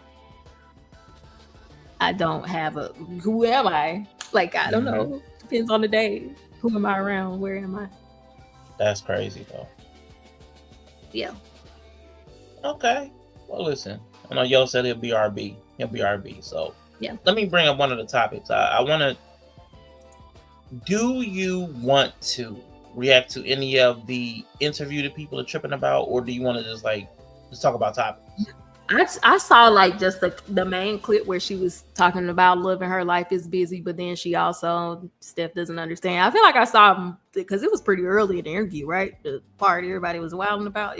There was a couple different parts. There was parts very early, like when she didn't want to be married, and there's parts like midway through where she talking never about wanted to be married. Yeah. So I unless there was another part, I feel like that was the part I knew about that part. But if there was another part that people react to that I don't know, we can watch it. Nah, I ain't even gonna look for it. I'll just talk about it because you probably saw enough of it. But I do want to talk about one thing. She said like that role, unlike that role of wife, mother, and getting lost in that. She talked about she's still going to therapy, like she's still going to therapy to deal with that. And that's kind of why I had the social media healing thing, because like she's talking through her feelings publicly and also going to a therapist and also talking to her husband, but she says he can't relate. So like, how much talking about this can you do before you actually do the work? You know, Yella always talks about women never actually heal. When is there actually a healing? Like when do we drop? When do we move past or work through or develop coping strategies? What do you suggest, like in general, not necessarily for her, but there's a lot of people that do that and they crash out online, crashing out on TikTok, crying in the car. Like when does all this healing and all this shadow work, when does that actually come into fruition? I guess it's like the whole thing with healing, or it's like the same thing in healthcare with cure, like this a cure being. I don't think you cure this stuff or heal it. I think a lot of the stuff people are dealing with, you have to treat it like a death. Like you'll never get that person back. And you just have to learn to live with it, and you'll break them up sometimes. Like I think it's more like that. I think thinking about it as a healing with then you say, well, I expect you eventually to be cured of this, which means it's not an issue for you anymore. I think the more close reality is like a death. Okay. Like the therapy will never bring it back or bring back what you lost, depending on what you're talking about. You just have to learn to live with it. No, I respect that. So it's gonna keep coming up. Hey, welcome back. It's like a dead person. They're gonna bring them up. Certain dates gonna trigger it more than others. So I feel like that kind of phenomenon, some people need to realize that you can't heal the stuff. So like what the thing she's talking about, for example, like you said, she's in therapy, she's talking about it. Therapy is not gonna make it go away. Right. Because she logically already has enough information to know that her life is good and she has a good life. She already has the, you know what I'm saying, alternative dialogue. She's mourning something she never gonna get back. That's all it is. Yeah. Right. It's healing from a wound that didn't exist or that doesn't exist. Right. Which is why healing is a terrible term for it. Right. It's not, you know what I'm saying? Right. Wound, right. Right. And even in mourning, like you're mourning the death of something that didn't live. Ambiguous loss. Right. But it I think because you were saying like that whole identity thing, I think we look at it a little differently because it's like, well, I know I do personally, because you can't miss what you ain't never had. You know what I'm saying? And if the loss of something that may or may not have happened, because it's weird to be like, yeah, I'm upset because I really had ambitions to be a boss chick. Well, you could have failed, G. Like, there's also this assumption that people would just be successful doing what they needed to do. Now, granted, she was on that track though, because she was in school, she was getting an education, she got whatever degree she got. It's probably some good ass degree or something like that. Yeah. But there was a lot of other moral shit that got them to end up being married too. And I think that's what kind of make people look at her sideways too.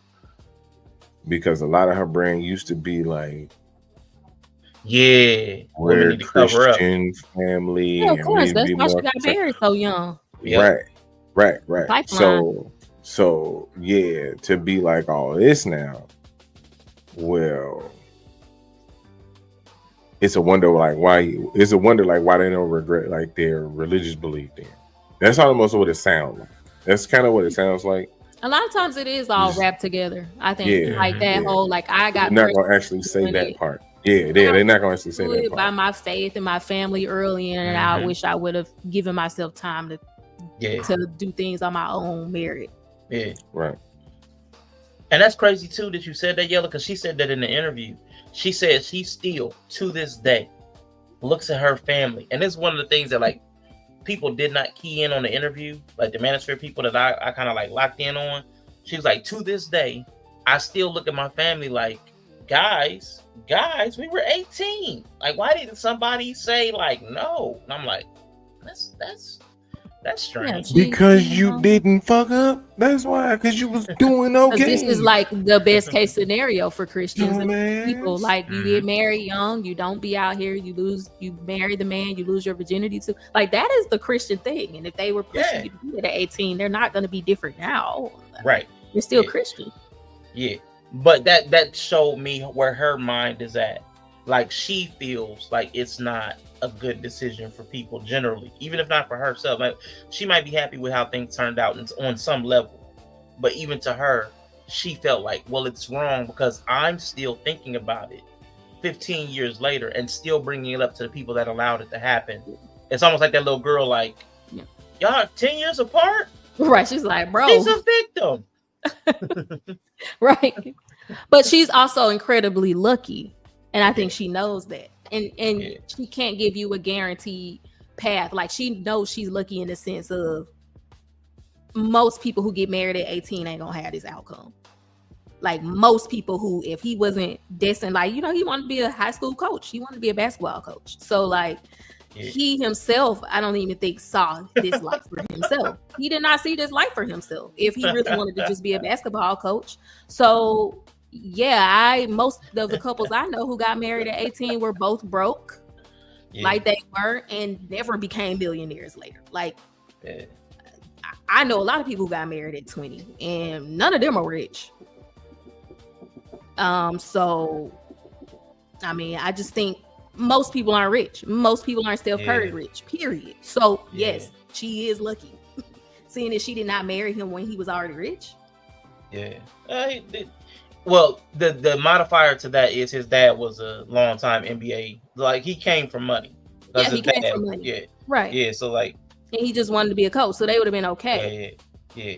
But most people are not gonna be them.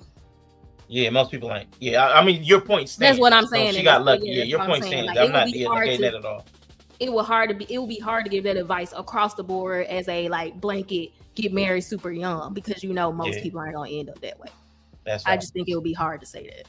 Yeah, most people are not equipped or have the family support to get through some of the life struggles that life will bring if you get married young. No. The personal struggles and the life struggle, most people just are not equipped. You can tell. No, I would never tell nobody to get married that young. Yeah. Nah. But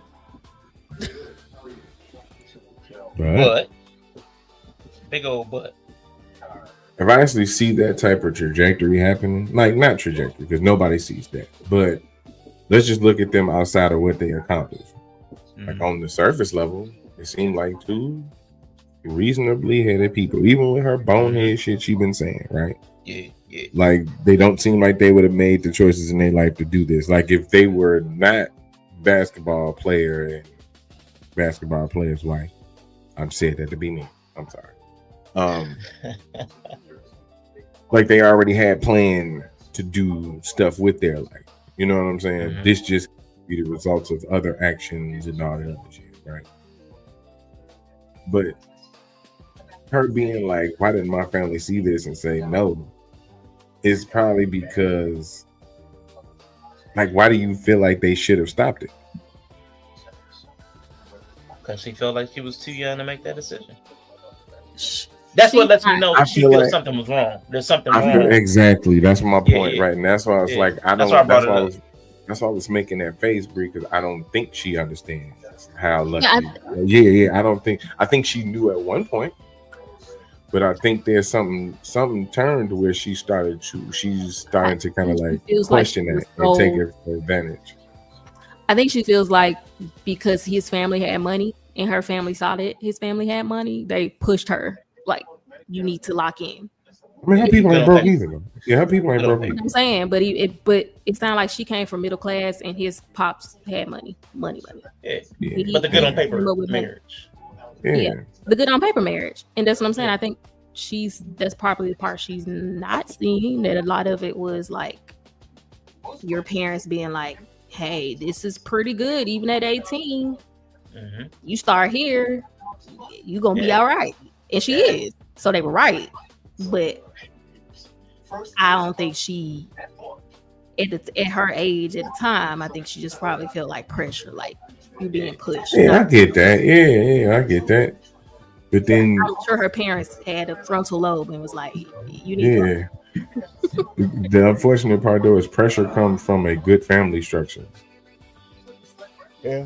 So either we gonna have the parents be in the household and like guide their kids and try to teach them certain shit and put them in position, or we're going to have bad parents who don't. That's why I say I think she's lucky. I don't think her outcome is purely luck, but her parents.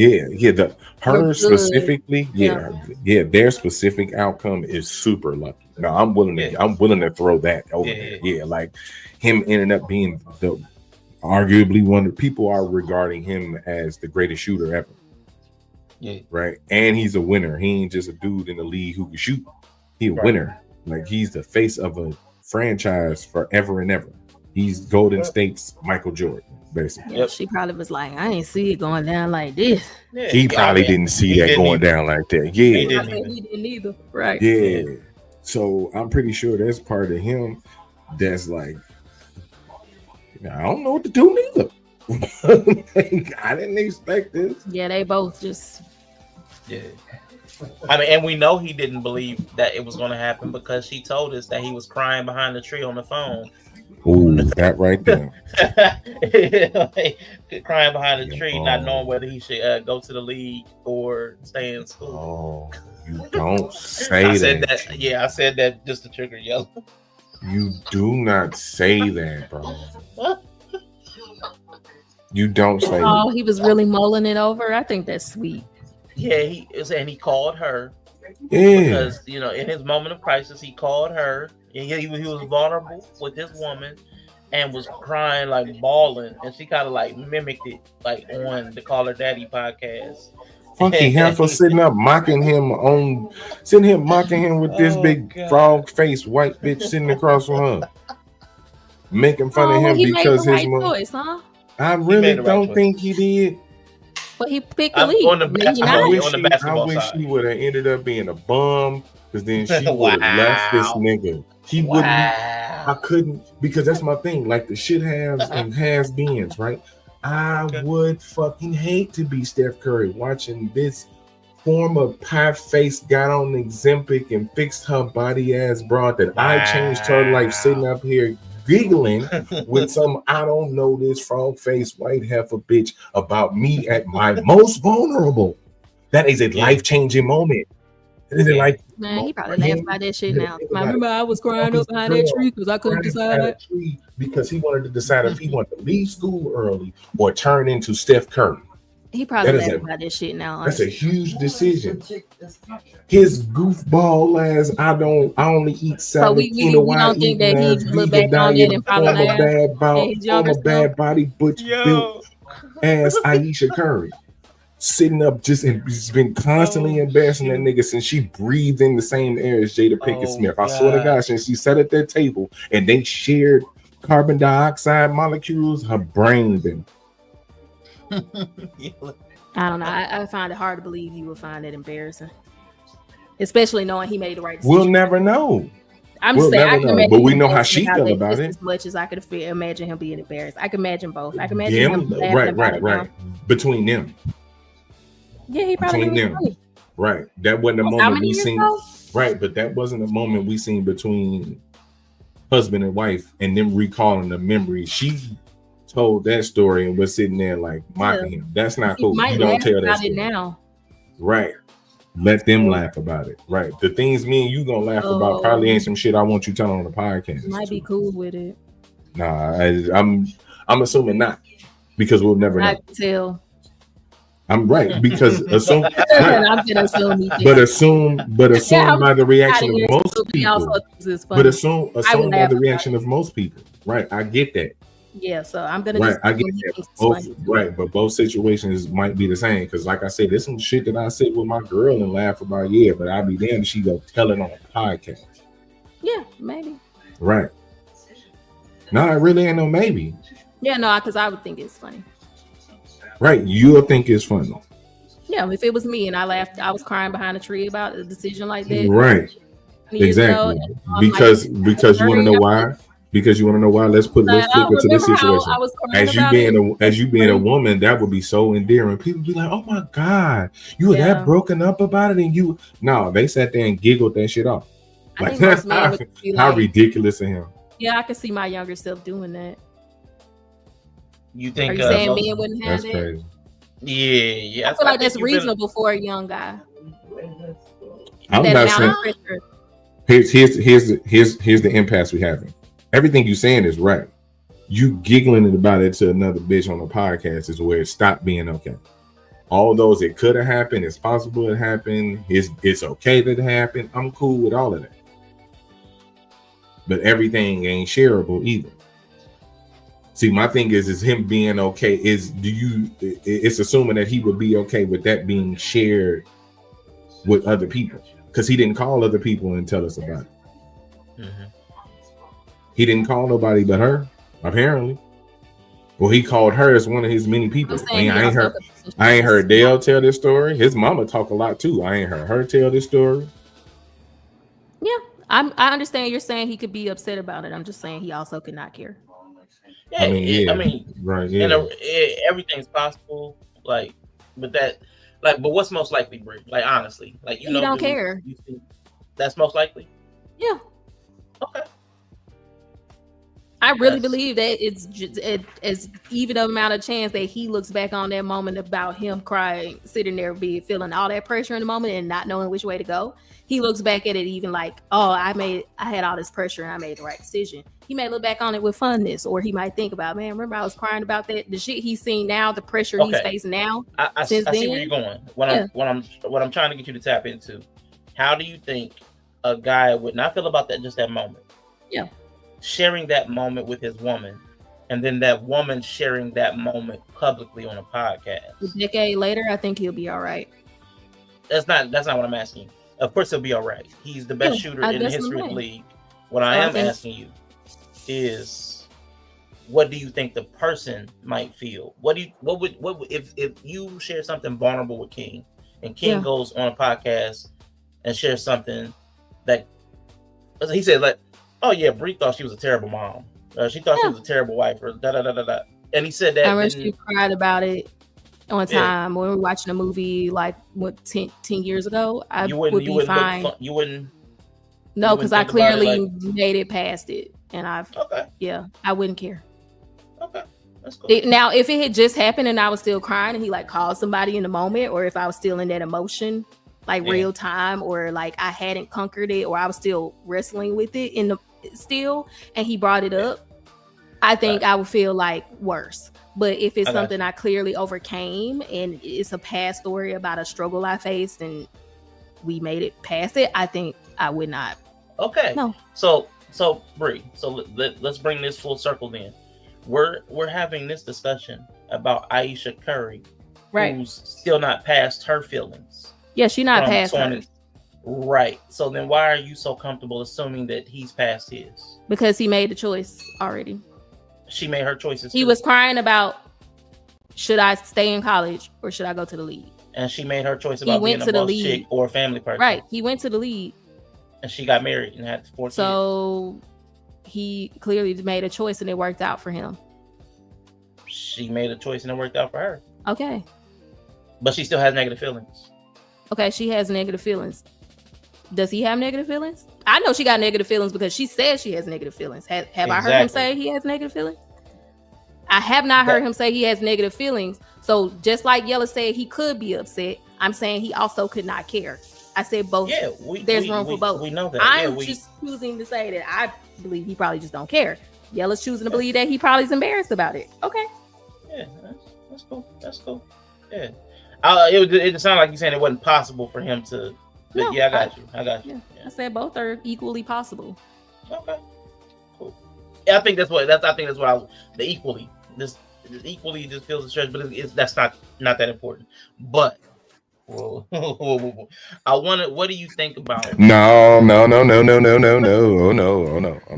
Because I'm gonna say it like this: it being equally possible is super irrelevant to what we was talking about. Like I ain't trying to even be like that. All things is possible, right? But I'm gonna take the perception of the masses and saying that they was like super uncomfortable in hearing it.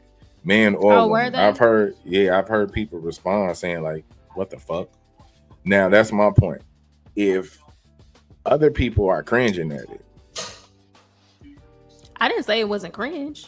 Right, that's what I'm saying. So that's not okay, because kind of insinuating that he would be okay with it would make what she did okay, and it's not. She can be cringe. I still think he might be okay about it. Like I think he really ain't no.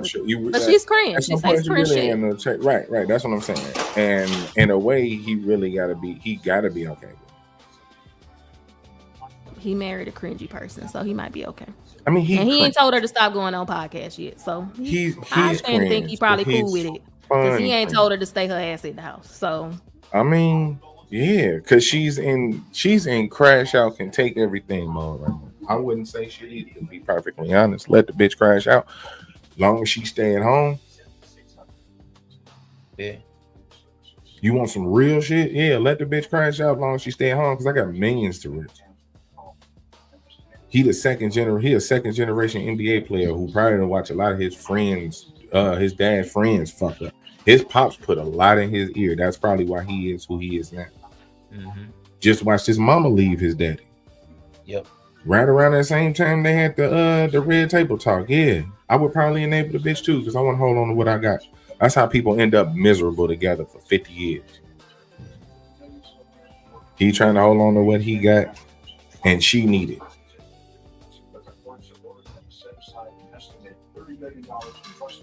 So it ain't really a thing if he was or wasn't okay with it.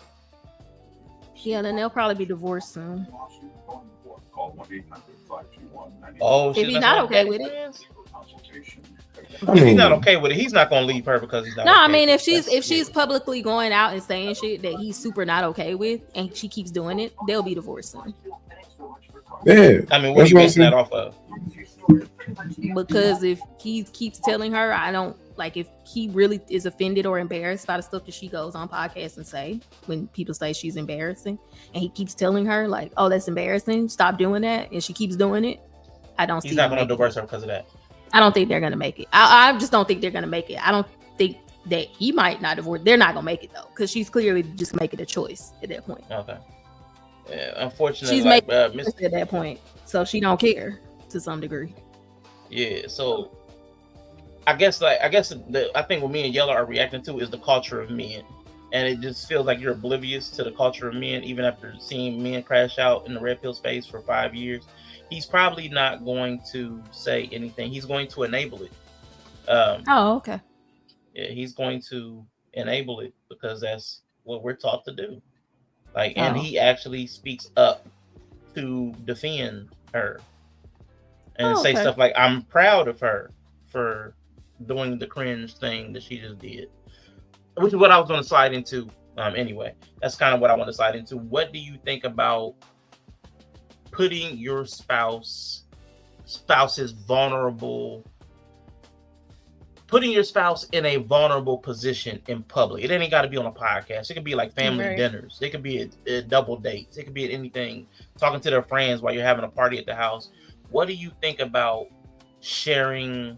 I mean, you ain't got to necessarily share. You can just do jokes that y'all do inside with each other that ain't probably good for in public, where y'all maybe like belittle each other like playfully, but you don't want to make them look bad. You know, like the public, the social aspect. That's what I'm trying to get to. What do you think about that as far as like vulnerability, public perception? What do you think the role is of a spouse to protect the other person's image? I don't think I can know because of the culture of men to enable things that deeply hurt them and they may not say it out loud. Mm-hmm. I don't think I can really know how to properly do that. Like, so what are you willing? Would you just say anything from your relationship? Like, because you've even been very protective of your relationship. Yeah, like there's certain things that's all based off just intuition, like what I think probably based off. There's no clear do not do this.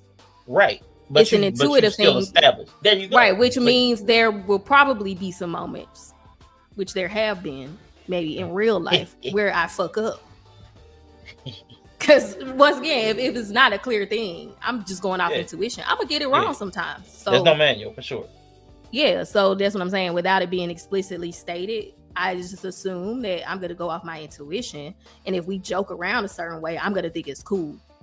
Like, unless it's a professional situation or like your work party, you know, obviously, no, you're not going to make jokes. But if it's family, I probably would just assume that's how y'all joke and we cool to joke. Mm-hmm. If we joke like that. I'm not going to say we joke like that at home, but not outside, unless it's like others, like work people. You know, like we may play fight at home. We're not going to play fight in Walmart. Right. So that stuff is obvious to me. But if it's around family, I'm just gonna assume it's cool. Like if we joke that way, I'm assuming it's cool. So I'm probably gonna fuck up. If you have an unspoken thing that I don't want this joke in front of other people, like I'm probably gonna fuck up. I'm just being honest. I got you. Yeah. you're a filler outer. And when you see responses or something like somebody, you see somebody's body language or some shit, be like, oh, okay, that must not be. Okay. Oh yeah, that she like, oh, wrong. But I'm also not gonna apologize. Oh like, wow. Oops, I won't do that again. That's you was the almost there. You was almost there. That's the apology. I won't do it again. Almost but I didn't know. You're not a sorry person. Yeah, you're not an apology person. I didn't know, but I won't do it again. Yeah, so. I'm with it. That makes sense. That fits you. I'm like, oops, that shit, I ain't know. That makes sense. Shit was funny though. I can't say that is true because I've definitely like it. Joking is one thing. That's what I'm like. That's what I'm like. The scenario that happened is basically the scenario. Probably the only scenario where it would be bad, right? Because I get it's something that we can look back on and joke about, but it might not necessarily be something that I want shared with other people, right? So like a joke that me and you share, if you let that shit slip out at the family function, that might not be as egregious, right? Yeah. But if you are in that situation where you just, and very few we're on a podcast now, but I mean, like nobody's got, I don't have Call Me Daddy scheduled a book, right? Like most people don't. So being in that situation, I think there's becoming this lack of awareness with her of that. Because it is so much about her now. That there is this narrowing of their experience to just her side. And how she feels about it. I think that's one thing that kind of happens with people that be around each other. Like the experience in totality kind of comes down to how you saw everything play out. I think we was having a conversation like that. I'm not gonna go back through it and rehash it. But it was kind of like about perspective of how things are divvied up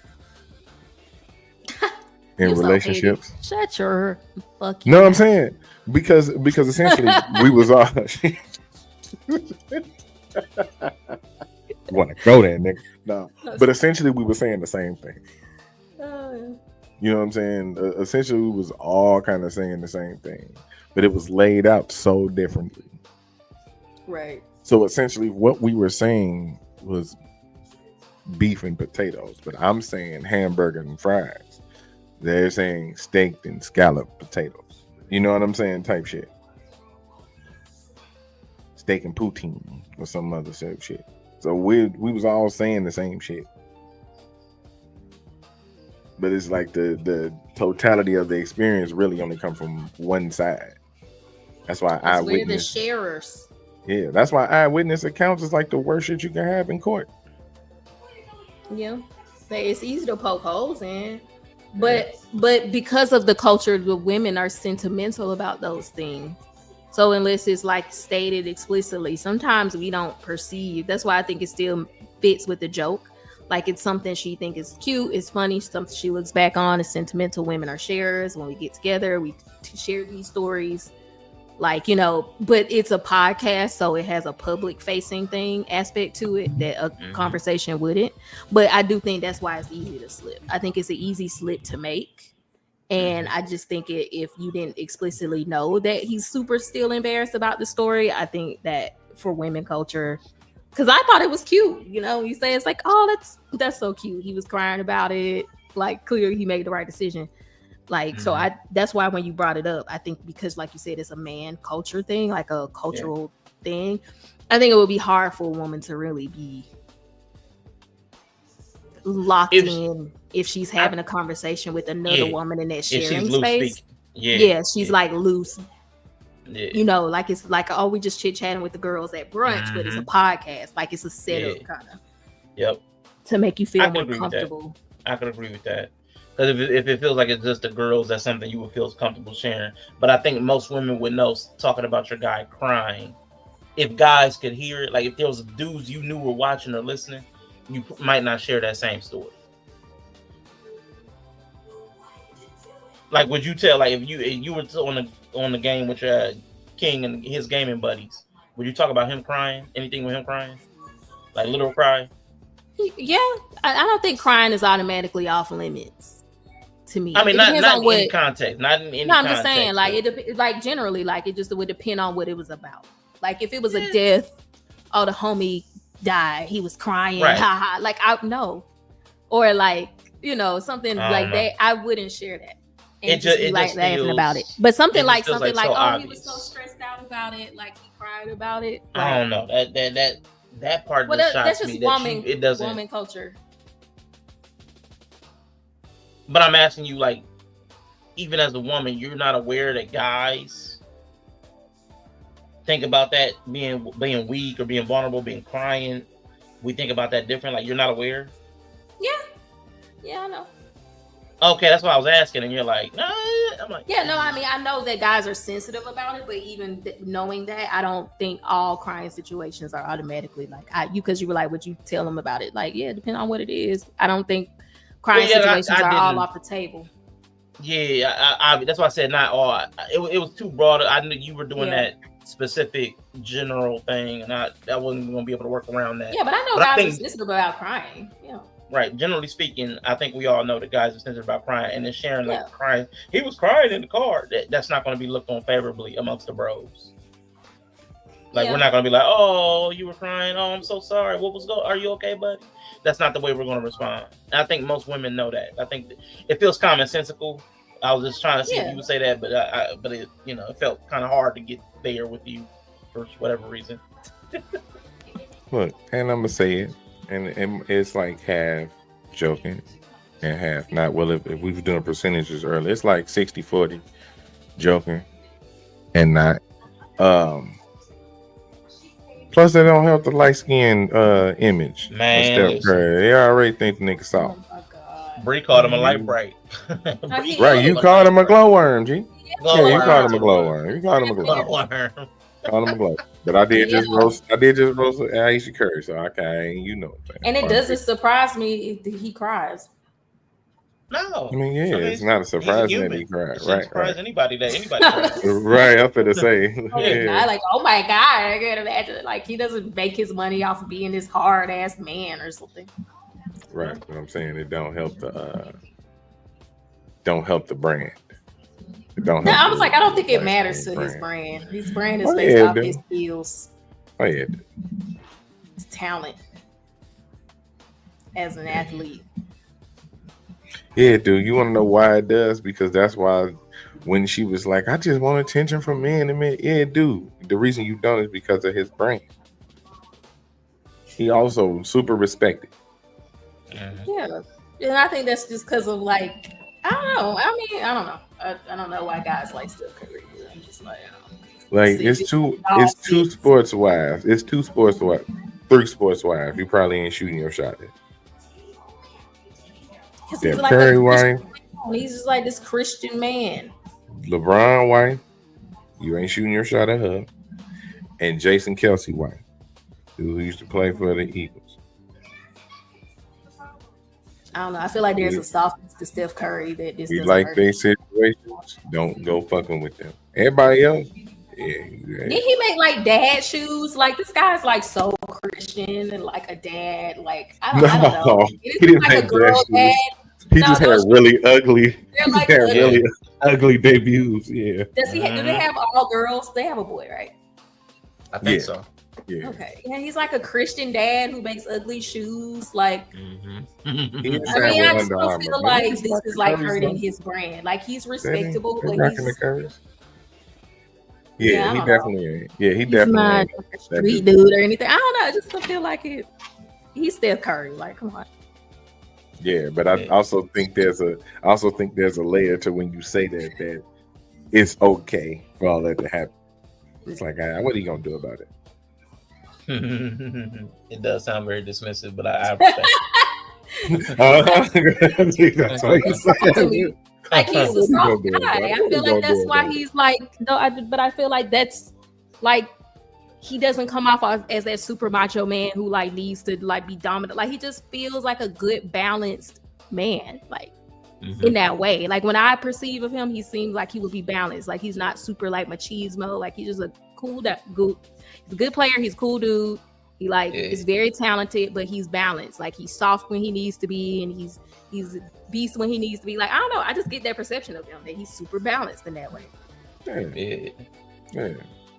But I got these golf shoes. I like these golf shoes. He got Curry One golf shoes. I think I kill on the court. Shit. I mean, yeah. So that's why I mean, to me, it doesn't feel like it would hurt his particular brand. But I'm also not a man, so yeah. I just that's a cop out. You know enough about men to make an informed decision about the things that we crash out about. Like. I don't know. I guess I just othered Steph Curry. Yeah. Oh, very much so. Yeah. For some reason, I don't see him as a typical guy. You gotta be typical to be typical. What? That was one of the. You do not have to. You don't have to be a normal guy to have normal reactions to things. You don't have to have a normal life. Like exactly what you said about Ayesha Curry applies to Steph. She, even though she's rich, it does not change the fact that she can have those same feelings about her roles in parenting, motherhood, and career. You can apply that same filter to Steph Curry. Even though he's going to be a Hall of Fame legend, best shooter in the league, he's still a human being and is going to have some of those same feelings that apply. And his richness or his career or his respectability doesn't change the fact that he's human and can be negatively impacted by his wife casually mocking vulnerable moments that he shared with her. Okay. But that, you know. It might not be an open thing he responded to, but then you might have to deduct some points on the back end. Bro. He ain't gotta crash out and rage out at it. He sent balanced niggas also tend to let a lot of shit slide and don't really say too much shit. Yeah. Because you dimming her light. Clearly. You're dimming her light. Light. She's still going on podcast talking. I mean, this is not the first time. So clearly he ain't said shit. It's not. It's been years in between and several different times. I watched some montages. People are always trying to save her from herself. When she said to get the male attention, Steph Curry's divorcee mom, who left his dad, was trying to stop her from saying what she was saying. But she was acting like she was trying to take the ring off. Jenny Mai, who would later get divorced by Jeezy, was trying to stop her from doing the gesture. Reached across her, just stop doing that. Like people know, even in the moment, that what she's doing or saying is out of pocket socially. It defies or breaks social norms and conventions, and they try to stop her. Like you said, she's super cringe. And it's like, he has to also defend her. And that's what I want to get into next. Not just protecting the public image of your spouse from shame, by contributing to it. What about the opposite side, Bree and Yella? What do y'all think about having to constantly, or how do you feel about defending? What does defending your partner look like? Is that a valid thing? Is that something you should have to do? If you have to do it routinely, is that Steph Curry's had to multiple times speak up for her based on what she said publicly? So do y'all think that's positive? Do you think it's a deduction? How do y'all feel about constantly having to defend your partner in public?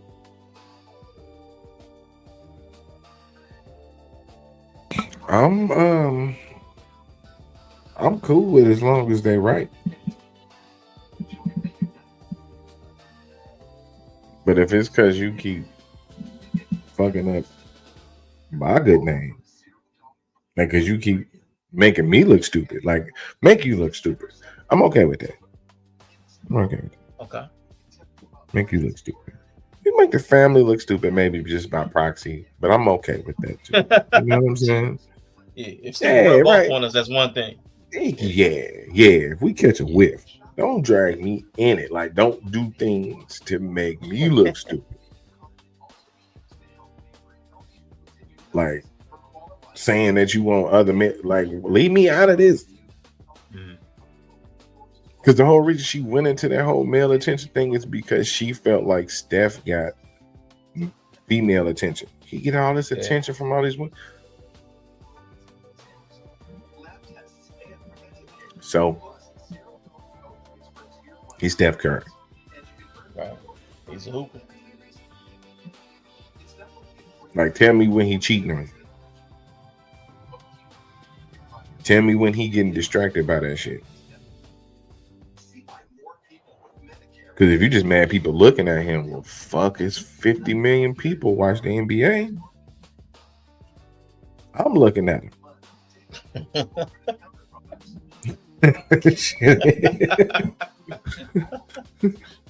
Big pause. I mean, right? If it's just simply people putting their eyeballs on him or giving him attention, yeah. Okay. You don't even care. Thank you. Thank you. Right? It don't even, and it because she ain't even considering what type of attention they'd be trying to, what type of attention these thought pockets is trying to give that man. How about this? All of it. He getting the hoes and the just and the whole accolades. Yeah. Right, but I'm likely he getting a bunch of thoughts because he married and the world know he married. They don't give a fuck. Exactly. That's them why hoes I'm saying. Don't kill. That's what I'm saying. Them hoes do not kill. Right. But she like, oh my God, he getting all this attention, and now he gotta hear his wife say that she would like other niggas to look at her just because she insecure about niggas looking at him, and he ain't even looking at them. He looking at you. Now that, to me, that comment, I can see him being more upset and being more egregious. Right. So this is why the whole one in the male attention. Like, right. Right. I can see that being, we gonna fight it in the car. Yeah. She went radio silent for a minute after that. Yeah. She did go. Exactly, because you in time out. I definitely can't imagine a world where he didn't have a problem with it. No, he had to defend her publicly. Yeah, I know he had a defender. Yeah. But, yeah. But like behind the scenes, it would have been a conversation. Yeah, that's something that I feel like unequivocally, like how I was arguing the other one. Maybe I don't feel that way about that. We would have to flip table talk at the crib. Yeah, I was going to say. You getting the silent treatment for like a month. Yeah. And we rich enough to do it too. And to just know that you be around and like I have you around all these men and like like especially knowing that the type of people that we be around. I know. Right. Mm-mm. So I think that's really why her saying stuff like him crying behind a tree at this point is really just like another chapter in the book of Ayesha Curry, just being super fucking lenient with how she presents her marriage or like elements of her marriage. She clearly resents her marriage though. Yeah, and it's weird. Like, just divorce the nigga and get it over with and stop embarrassing him. Or embarrass him outside of being married to him. Because it make him look weird that he's staying married to you. Look like a sucker. He looking like a sucker. I get it. Nigga, that's a hell of an investment. Let's not be stupid and leave because she's just running her mouth. Because if she's not cheating, then you really ain't got nothing to worry about. Yeah, then you have big feelings. Divorce over big feelings. Right. Another sucker move too. Or another sucker move. Right. You don't want to go from being a sucker to a sucker. Bigger sucker. A sucker with half your money. So yeah, I'd rather be a sucker with all my money. Everybody plays the fool. Yeah, sometimes. Man. You look, so it's tough, man. If I had 1,500, maybe she can leave with 7.5. I'd be cool. 15 million, 50 million, his net worth. And look, she can just be on the other side of the house. Yeah. Shit. Like I said, the silent treatment for the month. They're going to be on the Smith plan. They're going to be on the Smith plan in another 5 years if they don't get divorced. Yeah. Which is the only reason I empathize with Will. Goddamn. Quietly get their little side people and Ayesha fuck up and have him, her side person going to be messy and loud. And they gonna she already got the template though. Because she saw his mom. Yeah. His mom left when she was in her like 40s, around 50. Oh, she did? Okay. Yeah. That's the pipeline. And that was a conversation I wanted to have years ago. Like, are we sure that this isn't the process? Like, what's supposed to like, are we sure that if you push people together really young to get married and they have kids and successfully raise them for 18 years together, that this isn't just the way it goes. Like there's just limits to people. I think this is unintended consequence. Like people were dying around 40, 50, 60 at the latest. So it wasn't so bad. Like you get married at 18 and you dying at 58. You know, that's a good 40-year marriage, but you're dead though. But now you might live till 88. He said you dead though. Yeah, I don't know. I think those marriages are the few chances where we get to see the limits of people, like the average limits of most people. Like some people make it, but most don't. Around 20 years, they hit their limit. Like, I don't know why, but to me that's reasonable. Yeah, I'm okay, but I think we need to redo. I think there's a lot of society that we need to reconfigure. That's one of them. The expectation that you spend your life with one person when people die at like 90 now, that's weird if you're going to get married at 18 and then die at 90. That's a long 70 time. years is a really long time. I almost passed out just thinking about it. That's He's throwing up in his mouth thinking about 70 years.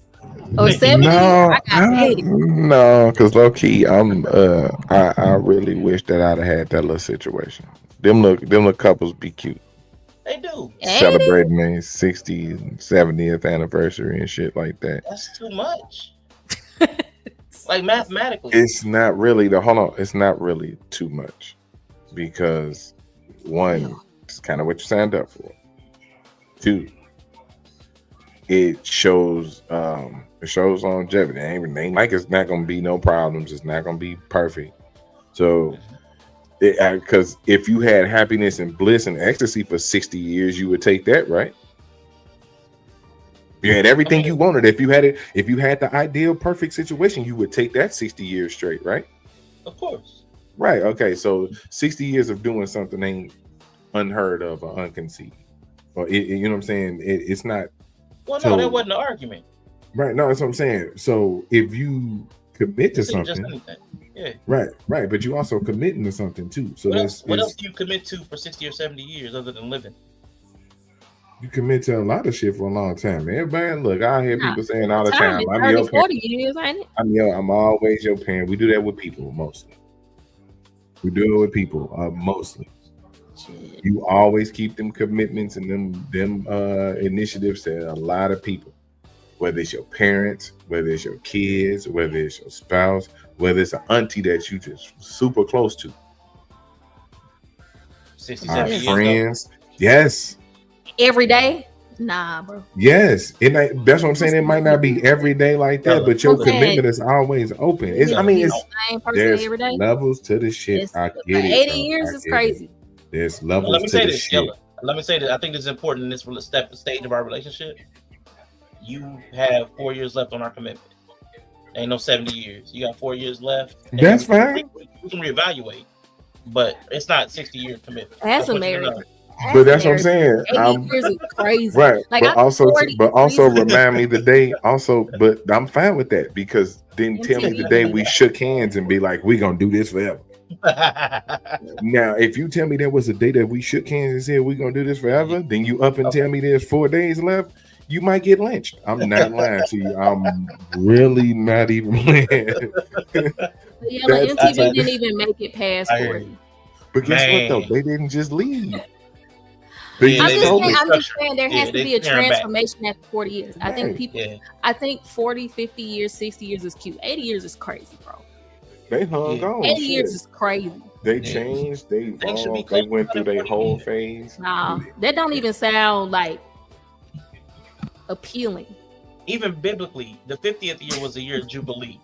And stuff yeah, you gotta let them go after 70 years. I think it's 70 years Jubilee. 70. Man, only Jubilee I acknowledges. After 70 years, I don't care what you feel. God said, child, little homie. God said he gonna have to take me to him after 7 years. Yes. Go and get married 28 and do your 70 years and then go to the Lord. But just think about it like this though, Yella. If you are not even considered an adult until you're 18, if you get married, let's say at 25, you've had 7 years of self. You've had 7 years of me. and then let's say you live till 75, then you got 50 years of us. So there's only 7 years of me, 50 years of us. That's too much. That's too imbalanced. I think people need close to equal amounts of a me time as they do in us time. And you're not online until you're 18. Okay. I'm glad you said that, because then that's gonna give me the call back. Something you said, people need their me time, right? Yeah, the whole thing. Okay, and I know Bree was saying that she's mourning her or something. It was a way that Bree said it. It was why this triggered that thought, right? That is you.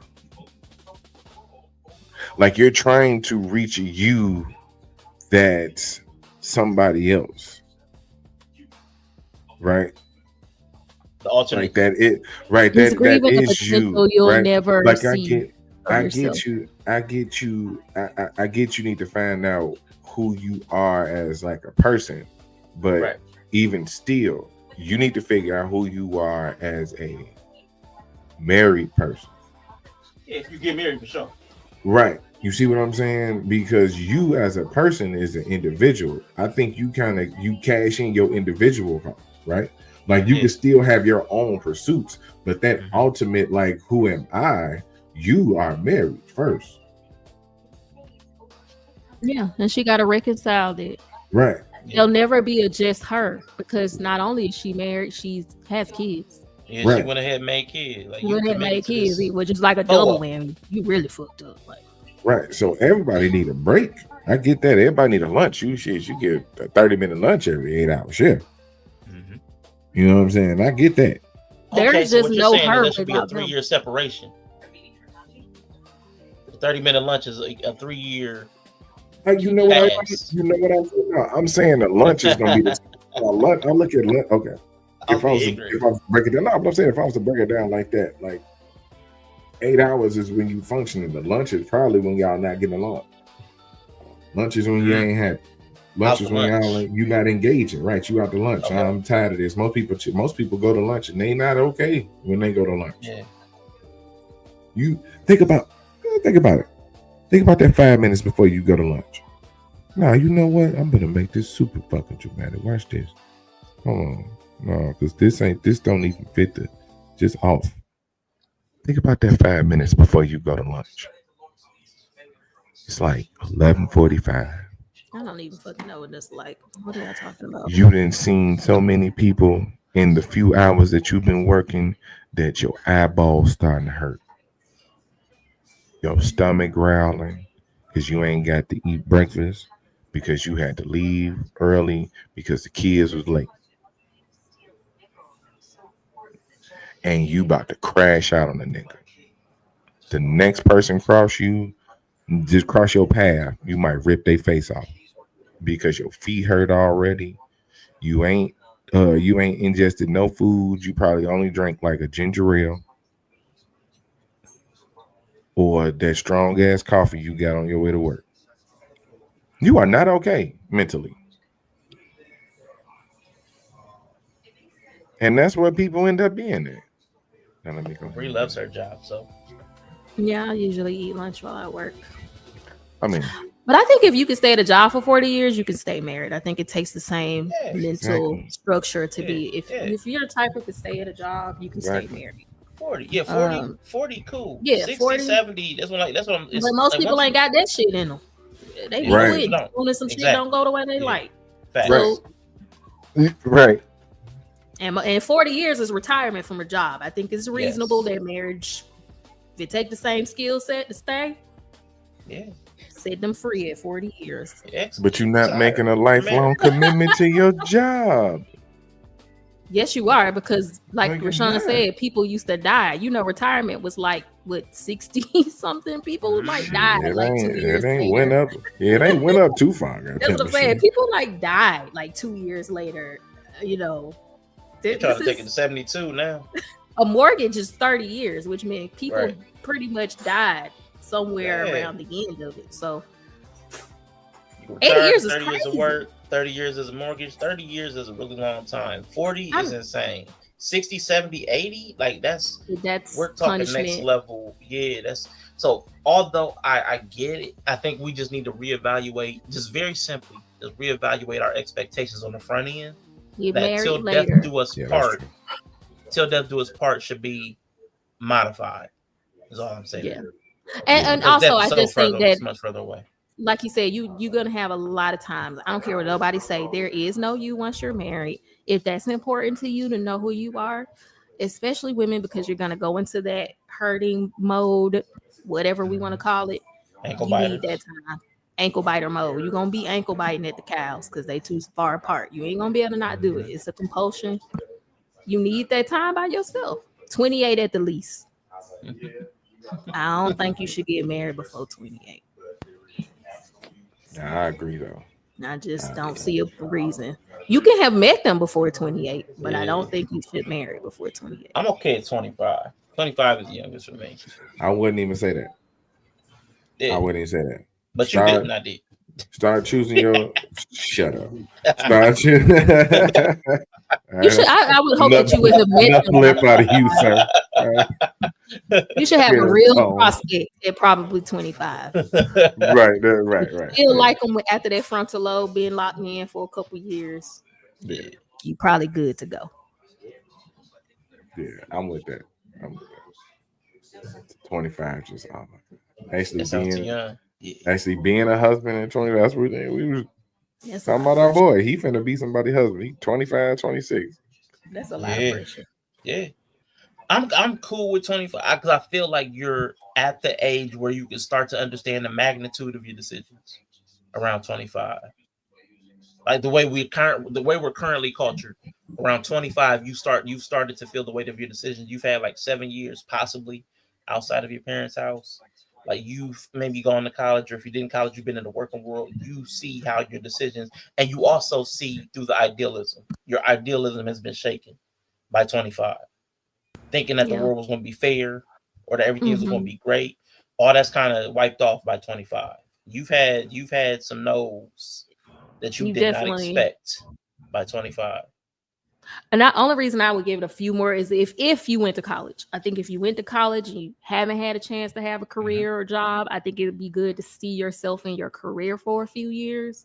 Yeah. Also, because there are a lot of paths in a career that you can take, but you'll be limited if you get locked down too early. And that can Yeah. also come back to bite you in the butt. I know Okay. sometimes, like for me, like as a nurse, for instance, you could go Pivot so many time. paths. Yeah, you can like do research and be traveling every month or every 2 months to conventions. You could do a travel nurse bi-coastal. You could go work in another country as a nurse and get paid 40K just to move over there. Like there's so many opportunities that I think getting locked down early will limit you. So if you have a career, I think that you probably want a year or so to just be able to jump on any opportunity that come up if that's important to you. Now, for some Yeah. people, it's not. Some people don't go to college. If you ain't been in college, you been just working. You probably Mhm. ready about 25, like you said. Yeah. You good. You in there. So let's modify it a little bit, right? Let's go. Let's go. Get married at 25, don't have kids till 35. That's a really That's too long old gap. for women. To 30. That's too old for women. Yeah, 30. 35 too old. Say I 30. mean, Or I can also say less kids. Or So the maybe yeah, like 28. you one or can have two. if you want to only have one or something. But yeah, 30. Depending on Yeah, how many you want to Be- have. because I think that the obstacle, and yes, I'm gonna say, and this might make some people feel some Let's type of go. way, but I think the obstacle be kids a lot of time, right? Yeah. Because two kidless people can make some shit happen if they just married Yeah. Mm-hmm. and they're just going about their demonstration and they build up what they got to build up, and then you have a kid at like 35, which I know it's a little older for women, and that's cool. Yeah. But at the same time, she might be a little more established, a little more mature. Her chemicals imbalance gonna go haywire anywhere around 40. Let's throw a baby in the mix and see what happens then. Wow. I do You agree. Don't have a just baby right away, but I yeah. think if you found the person in college or something, you've known them for 3 years, and then y'all get married, it's no reason you can't start having kids at like pretty soon. 28, 29. If you already knew them, I think you should Yeah, definitely 30. give it 2 years. I say 30. I say 30 then. Cool. Like yeah, 30. It's probably a good. About 30. Unless you want like 5 or 6 kids, you might need to start a little early. Yeah. Also, if you I want think 5 or 6 kids, you probably gonna get married at 20. Because who the fuck in this economy? Right. You talking about 5, 6 kids now, you're selfish. Besides a conservative, they got married at 18, so they gonna have they. Yeah, that's different. Yeah. She also double whammy herself. They start having kids. Yeah, 1 year into the marriage, she having a kid. Like, Yeah, because like if it was just her and Stephanie, she probably would have had that time because he's a But they had been man. But they have been together for a minute. Though. Yeah, they've been together for a minute. Yeah, they got pregnant right after marriage. But a lot of people ain't staying. A lot of people ain't doing a relationship a long time before they get married nowadays. Except my people, some love them to death. Took them about 15 years. You know what I'm saying? Which is cool too, because they knew this is what they want to do. If you ain't sure after 15 years, I don't know how sure you gonna be. But them kids gonna snatch away the last bit of self you had. Right. If you already started with none, you fucked. Yeah. That's why I say wait a couple years. Build some self. Yeah, you've already cut yourself in half. Yeah, right? you need self and then self-married self and then had kids. Yeah. She threw herself away. Yeah. Take it all. I think that's take it all. Man, these motherfuckers back to back too, bitch. Yeah. Just popping them out. Popping them out. I was gonna ask you, Bree, real quick about the ankle biting thing. It's like almost a compulsion. Right. What's an embarrassing ankle biting, ankle nipping like thing that you do that you can admit, and it's probably a little embarrassing? Like, what's something that you do and they look at you funny and everybody knows? Okay, that's his mom. Everybody knows, right? It's like when I come in from work, and I walk in the house. I don't walk through the house like a man walks through the house. I know this. I just know it in my soul, and I hate it.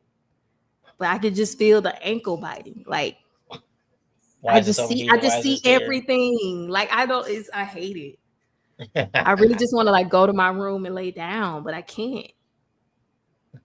Because you got to pick everything apart first. It don't even be picked. You gotta pick it apart. It'd be right there. I'm saying, like, are you saying stuff? Like, are you saying it? Yeah, I'm just like, I see it and then I say something. I got ankle bite. I gotta hurt them. I gotta get them back to the safe part of the field because I see them. You in the wrong spot, and I can't.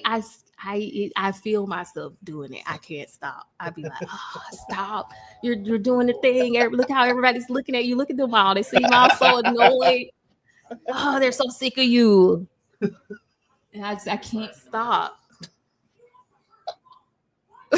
I just be like, did you brush your teeth this morning? Did you wash your face? Look at your eyelashes. The dishes aren't done.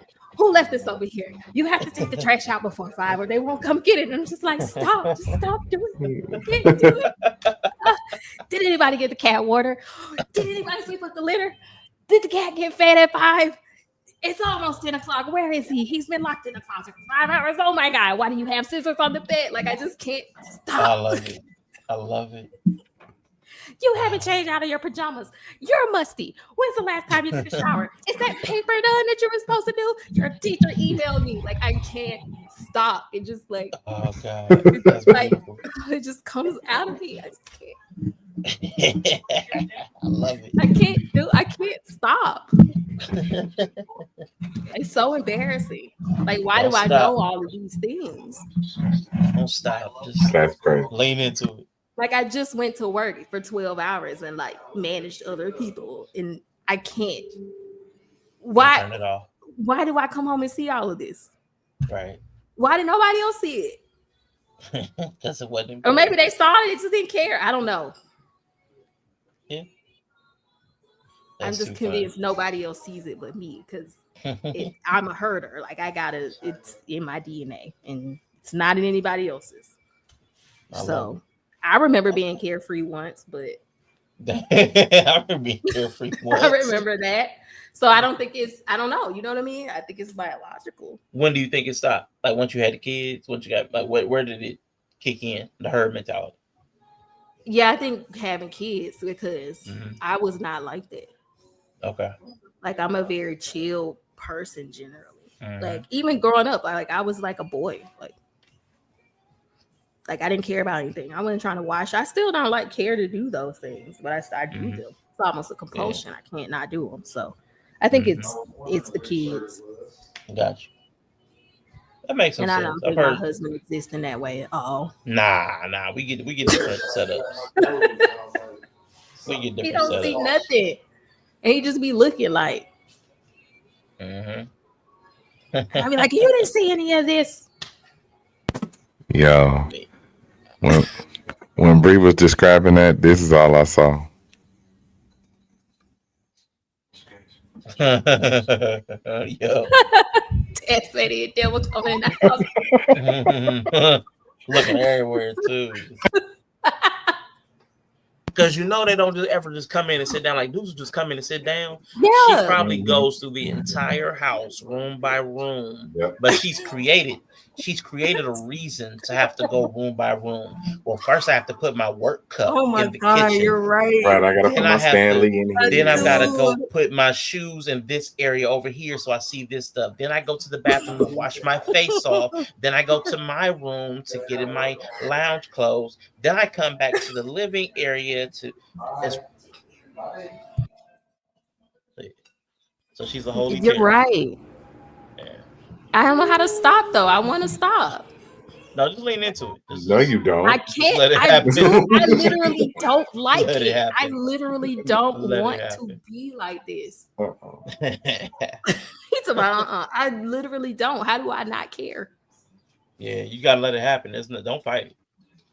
I mean, so y'all just don't have no advice as people who just don't care because it's in y'all DNA. How do you not care? But it's in our DNA. So like we can't care. Like we can't care. So we can't. I literally can't care more. Like the cat lives on the floor. What do you do? We look like who cares? Who cares? Right. Who cares? Right. So Junior fell off the bunk bed. What to do? Is he bleeding? Is it broke? You supposed to care. That's what I'm like. Oh, that's a should. Never mind. You heard yourself. You heard yourself. You're supposed to care. There's care and then there's concern, right? Yeah. We don't not care. We just won't be concerned about it. Yeah. If everything's fine, there's no need strategic. Yeah. But everything's not fine, but everything is fine because I'm ankle biting constantly. Yeah. The fact that you can ankle bite means you're fine. Like the fact that you have the capacity and time to sit and ankle nip, you're fine. Like that's a telltale. It's like you from the coyotes. Like I can't breathe. You're talking so you can breathe. But everything's fine because I'm keeping the herd in the gate. No, that's not true. Because everything was fine before you walked in the door, and you walked in the door, and everything was still fine. Everything was fine. What you want is complete order. That's different. No one's gonna die. Right, and that's what fine is. Everybody's fine. Everything's fine. Everybody's fine. Everybody's safe. Everybody's healthy. Fine, safe, healthy, content. That's fine. Oh my God. Yeah. But it's not fine. Yeah. You see, you're about to break out. Because I got litter on the bottom of my feet. That's okay. You're not gonna die. It's like sand. Got sand in my socks. It's like a beach at the house. Okay. Yeah, low key, nobody wants that. You be crashing out about it. Stop lying. Thankfully, I got that you get in bed, it's in between your toes. Nah, y'all both crashing out about it. Yella, you crashed out about them not drinking that little 0.9 ounces of water off the top. You ain't gonna crash out over litter on your feet. Get out of here. I mean, I would, but that's a whole different thing, right? How much sense does that make? The package says None of good it. for 16-ounce It's bottle. No, all nonsensical. no, Listen. it's not. Bree, Okay. here's what you do. Get you a washable, fuzzy floor rug. Okay. 2 of them. 1 on each. Like you might have 2 entry points to that room where the litter is. Mhm. And every time you walk out through the beach, wipe your feet off. That's Okay. it. Put one in front of my room because I don't like Yeah. Then wipe your litter feet being off. on my feet.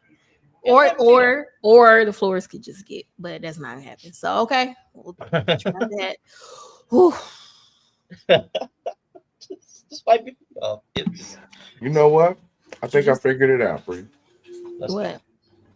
After that, right? I got one to add to it, right? So once you wipe your feet off, when you go in the house, you need a chair, right? Okay. Because that's what men have. See, men typically have a chair, Yeah, a lazy chair. boy, recliner, something like that. And that's the first thing we go to when we get out is our chair. Okay, and what does the chair accomplish? Standing your ass down. Yeah. Right. Yeah. What do chair besides hitting people? She's like, what's a chair for? Yeah. Sitting down. Yeah. You take all that load that you're carrying and you Uh-huh. sit it on the chair in the form of your body. Right. Your ass. Your ass So is how below. long do I sit in the Your chair? ass as long as it Until takes. it doesn't feel like a load anymore. I'm gonna fall asleep. And that's So what we do. that's what we do. You figured it out. Yeah. I can't See, fall asleep in the chair. You let Yes, you no, can you fall can. asleep in the chair. Yes, you can. You can. What? No. You just got to get the right chair. Come on. And that's when it becomes your chair. Right. Ugh. Right. They're all so ugly and big. Exactly. Then get a cute. Then get a catamaran. Was it what is a catamaran? That's not the right word. One of There's them a little satellite there's a chairs. I don't something know something because with I a don't know the sign. cute ones. I want them to be something big and ugly, slightly itchy. You gotta get a. They make your booty sweat. Nah, there's something No, with the what is sign it? in the name. Catamaran sounds familiar. I was thinking about the little satellite chairs, those circle ones. That's what I'm thinking about, but I think Yeah. the word has SAN at the end. Something sign like. I would like one of those, but I don't think I could just come home and sit down. That feels weird. Yeah. Papa sign. Wait, Papa Sun. I is always that the want little the chair? Papa Sun Is that the chair. little chair that like It's a swirls circle. It's like a around? little catcher's mitt. It's like a Sometimes they catcher's be mitt. having the little wicker bottoms. Yeah. It's like a big circle that you just you sit a waffle. You sit inside. I like the waffle. those chairs. I think the cat will be in it all the time, but I do like those. Did you pull it up? Papa Sun. A Papa Sign? I pulled it up. I hear all that traffic. Papa John. Papa John's, Papa Sons. Yeah. Oh, okay. Right. Yeah. Okay. See, there you go. Yeah, Is that's that like the lady version of the guy chair. Yeah. Because Mhm. ladies don't like the big recliner. It just, but that's like a cat. Women like cat stuff. So either you need a window nook or you need a Papa Sign. Sexes. It's just the truth. Oh, so a Papa Sign with a footrest, with like a ottoman or whatever. No, because they curl up into they pull their feet up into the Papa Sign. Yeah. Okay. No bridge. All right, y'all do curl up. Yeah, they curl up. Y'all like to take up space. Start purring and shit. Yep. Well, it's part of the ankle biting thing. I can't help it. So I will try the mats. Yeah. Maybe I'll just put a mask on and just have someone escort me to the room and close the door. Maybe that'll work. That might work. That might be cute, funny. right? Yeah. That'll be a fun activity. Like, hey guys, I want to try something that keeps me from like ankle biting. So I need y'all to put blinders on me like a horse and lead me to my room. To my table. put a cone around my neck like they do the dogs. See, it was cute until you said like the dog. I was cool with the horse being led to the stable. Just go to sleep. Go to sleep. Just go. It's being there chilling, shit. Yeah. Because I'm about to work 4 days in a row. It's about to be real bad. Oh, it's about to get real for you. Jesus Christ. I'm be like, ah, ah. Yeah. But that'd be cute though. You'd be like, okay, listen, but here's the rules though. Somebody's got to take my cup to the kitchen. If I find it here when I wake up, it's a problem. And if y'all really love me, y'all need to bring me the feedback like they do the horses. You're gonna put the blinders on me, bring me the feedback. Put girl dinner in a baggie and bring it to me. Not the feed dinner. Yeah. Bring me some nuts and cheese. Just like need a bag of Lay's. Some Takis, like 6 Takis, a baby bell, and 2 slices of an apple in a baggie.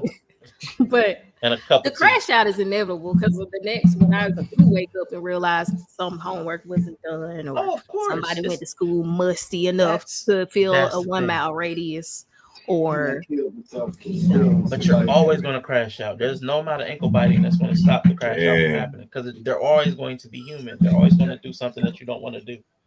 But you rested though. Yeah, but you're rested. But I can't. Because Dad get up on 52. I've been there. I woke up after that post-work nap and started crashing out. But what happens if they... I can't just let that happen. I can't just let them go to school unkempt. Oh, no, not that. No, not that. No, we're talking about the little around the house stuff after the day. Yeah. But I'm not saying abandon everything. That's for sure what she hears, though. Like, how can I not see? If I don't see any of it, I won't see any of it. I've tried the method of just go to sleep. Just go to sleep. Mm-hmm. It'll be fine. Go to bed. It's not fine. Okay. It is fine. You just don't feel fine. There's a difference between it being fine and you feeling 30 minutes late to school this morning because I did that. And then, that's the problem. You're doing it in the morning. You never do it in the morning. Morning is all go. I do it the night before. Okay, so you need to set up the night before because you're bad in the morning. No, it's like if I don't ankle bite at night, then it happens in the morning. Okay, so you're saying if you don't carry the energy of ankle biting from the night before, they're not energized when you come at them in the morning. Or the just shit don't get done. And then it puts off the whole day. Yeah. Like, oh, you're musty, like really musty. You got to shower. You can't go to school because you can't go to school like this. Like you can't. Yeah, no, it's not. You have to do it. Oh, you don't have your bag packed to go out the door. Oh, now you have to do that. Oh, your lunch isn't packed because I wasn't ankle biting last night. Okay, now we have to do that. Like it's like it won't get done if I don't ankle bite. Well, yeah, that's what we're saying. We know the ankle biting has to happen. We're not. And you're hearing something different. Yeah, because I always go to sleep. And the entire night you'll just be done for the day. You don't wake back up. Because I come home let's see, I'll get home at like 8 p.m. Oh yeah, because you work 12 hours too. Yeah, I get home at like 8 p.m. I forgot about that. Yeah, you got my. Yeah, I gotta get it all. Yeah, I was through my own mind's eye where people are all home around 5 p.m. 6. You know what I'm saying? No, like, I get home at 8 p.m. So yeah, okay, yeah. So you can't. Yeah, you don't have the time. Yeah, I got a mass ankle bite and then crash and then go mass for like 90 minutes and then go to sleep. That's pretty much what happened. So it's different for you. So what you have to do, you have to condense your ankle biting. So bull in the china shop. You gotta just go in there and just you're actually gonna have to go higher than the ankle. That's the problem. I'm gonna have to go higher than the ankle. Because it's too late in the evening. You need to. Yeah. So how did damn, you going for the jugular every night. Damn. I know he just meant the shins. I mean, just somewhere because you have to push urgency because there's been like 3 to 4 hours of useful, productive time that's been completely erased from your timeline, and you got to make ankle biting is not going to do it. I don't know where you have to start biting. I don't know if it's like I don't know how Yella said jugular. Femoral you get to because you need to just turn them into vampires at that point. Like you need to. They need to. What's it called when you?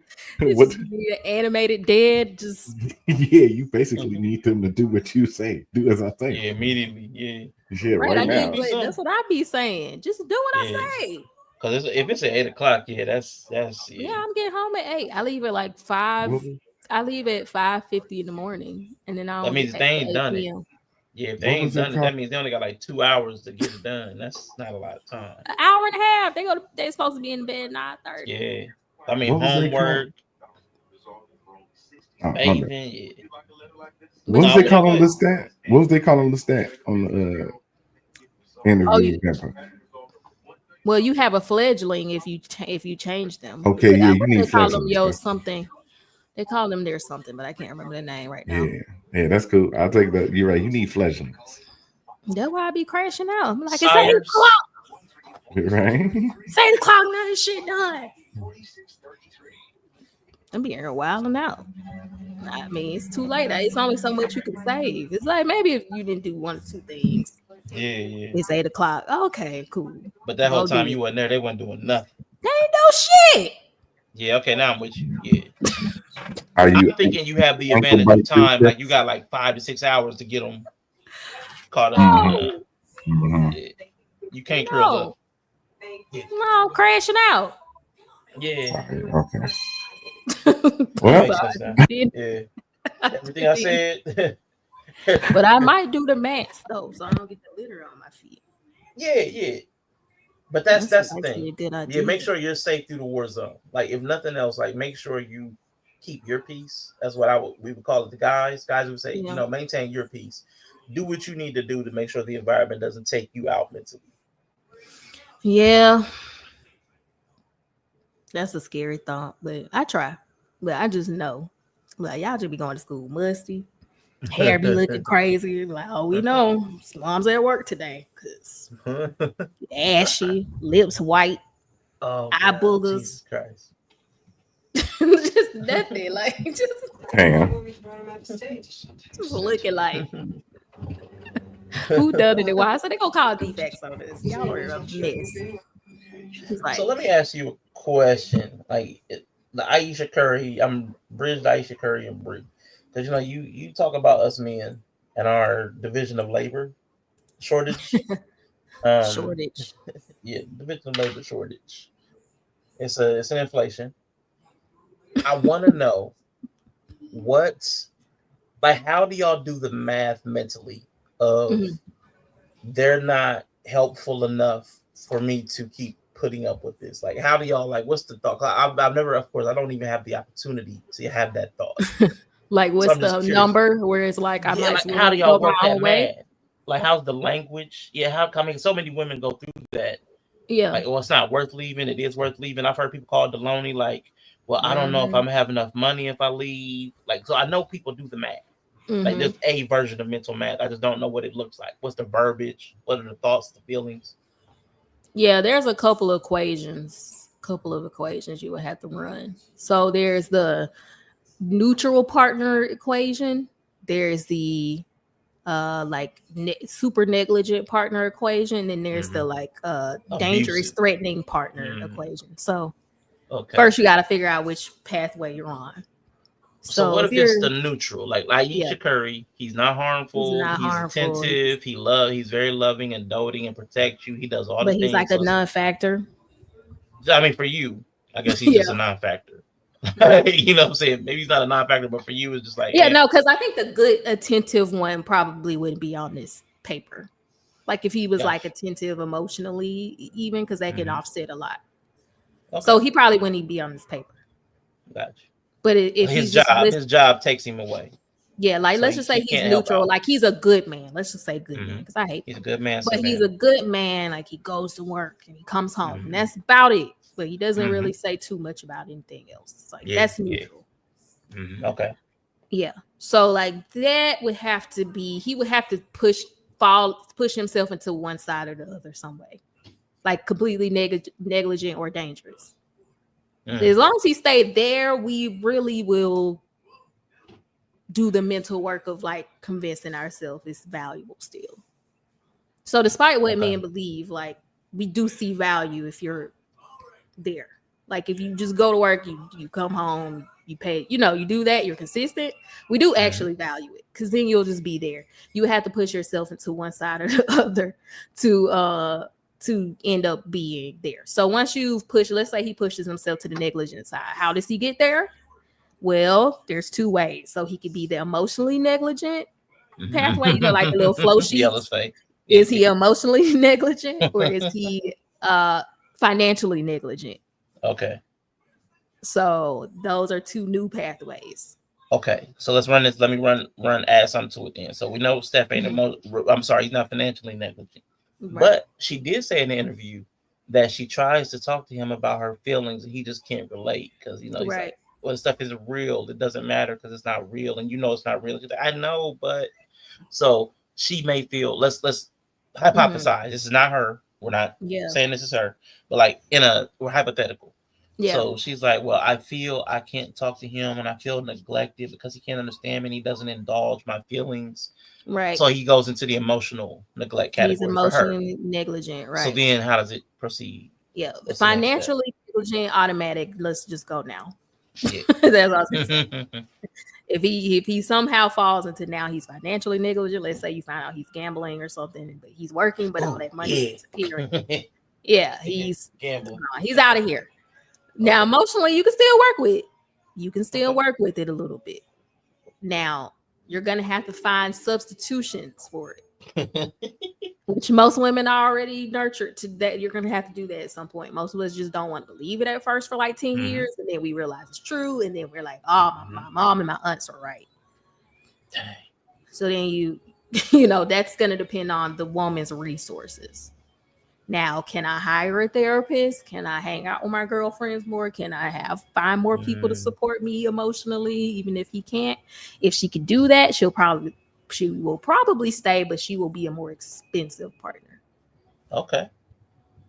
So then if he doesn't have the means for that, she's probably going to go. But if he does have the means for it and she can do it, she will stay. As long as she doesn't meet somebody else along the way while she's doing all those things to fill in the gap. Okay. Yeah. One more follow-up question on that. So why does a more emotionally deprived person become a more expensive person? Because she has to fill in that lack of connection with more connections. Why do they cost? Because they're not as high quality as a partner, intimate partner connection. Mm-hmm. They're like lower quality connections. Like they're all valid, but they're not the same. So she might need more time with her friends. So the more time she needs with her friends, then now it's the more friendship that happens. Oh, we're gonna go here. We're gonna go on a trip. We're gonna go to brunch. We're gonna go here. We're going shopping. We're gonna window shopping. Now I have a therapist, and now I have this. Like it's gonna cost money. Okay. Yeah. And you're going to be excluded from it. So it's going to be this emotional life you're not involved in. So it can still have a negative outcome because she may become more distant from you. And then if she can get enough, she may find she don't need you at all and she'll still leave. Wow. Dang. So wow. I mean, that's real though. I mean, it's real. She may be like, I didn't need him after all. Yeah. Yeah, I'm good. Like we don't share any emotional life together, so why am I here? Then you put up those boundaries and say, I need to discover my own body. Yeah, exactly. But that's usually what's happening. And she's like, I'm not gonna be once she do that, then that's how. As from the other side, how do you know which one you're in? Like, as if the man, how do you know which one you're in? Mm-hmm. If you're on the emotional one. She will stop smashing you. Like if she's offloading it off. Yeah. Then that means you're moving towards the negative outcome of that. Not the, I'm just satisfied with them and I'll stay here and I'll just have it all. Like, no, she's probably moving towards, I don't need him. Emotional neglect means you're going to lose sex. Probably, yeah. Intimacy is cutting up, dropping up. But if he's financially negligent, she'll probably keep doing all the stuff. Like she'll still have sex with him. She'll just leave. Mm-hmm. He'll come out of nowhere. When she's fed up. Right. He'll come out of nowhere. Before she has some income to like go off to herself. She'll quietly find her escape. Same with the And that's why I say always emotionally connect with your woman. Yeah, because it's a higher quality. Because it's also a higher quality connection. I think it's the one that she wants. Like she wants that. And if she can have that, it's a higher quality because it's the person she's intimate with. So And you gonna leave me because I'm broke, not because I ain't trying to make no money. Right. One thing you ain't gonna say is I ain't trying to make no connection. yeah. So that's kind of the pipeline. So that's kind of the math that I think women run. Because we kind of have some expectations of things y'all won't do. We hope for the best, but we come in pretty bleak about it. Mm-hmm. So like household stuff, like we come in hopeful. But I think when we're hit with the reality that y'all ain't gonna do that shit, it's like, okay. Like we've heard that. So So we that's a can surprise. still, it's disappointing. Yeah, But it's not like, it's disappointing that the aunties and the grandmas are right. It's disappointing, but it's like it's not shocking. Yeah, it's annoying when men like gaslight us that it's not true, but not shocking. So, I don't know why men are determined to gaslight us about that thing. I have no idea, but y'all it is get very gaslit about that. Absolutely, I've never heard y'all get gaslit. it's gaslighting right now. Have you ever heard them get gaslit? Literally gaslighting right now. Never heard a man tell a lie about how much he'll do in the house. I've never heard a man say he'll be helpful. Man, for real. Why don't you just ask him? Why don't you just ask him for help? Now, okay, I see that. I see that. Yeah. that laugh. Don't do that. Why don't you do just us. ask him? Don't do us. I'm sure he'll help. Now he will. It just may not be when you want it or how you want it. The whole idea is stupid that he's helping. It's his fucking house too. But there are certain things that we just don't care about. Certain things like yourselves in your homes, you barbarians. Sometimes it just as long as the 4 walls standing. That's not. No. Yes. You cannot do that. Even if the roof is leaking, we can get a bucket and it can catch the water. Like defects will take your kids away. No, and not unless you call them. Somebody else will call them because they went to school musty for the 5th day in a row. Listen, that's why you stand under the hole so the water drips down and cleanses it. That's what the hole in the take a bath in the bucket water. You can't just live like yourself. That. You cannot exist in community like that. In community. People lived in cages. I mean, not cages, in caves and community. You can do it. It's just y'all don't want to. Yeah, niggas stank for a long time. I'm just scared to just know what a man sans woman's life looks like. I think it could probably be a haunted house experience. Now, see, hold on. Wait, hold on. Because I'm just thinking. Are we horrible?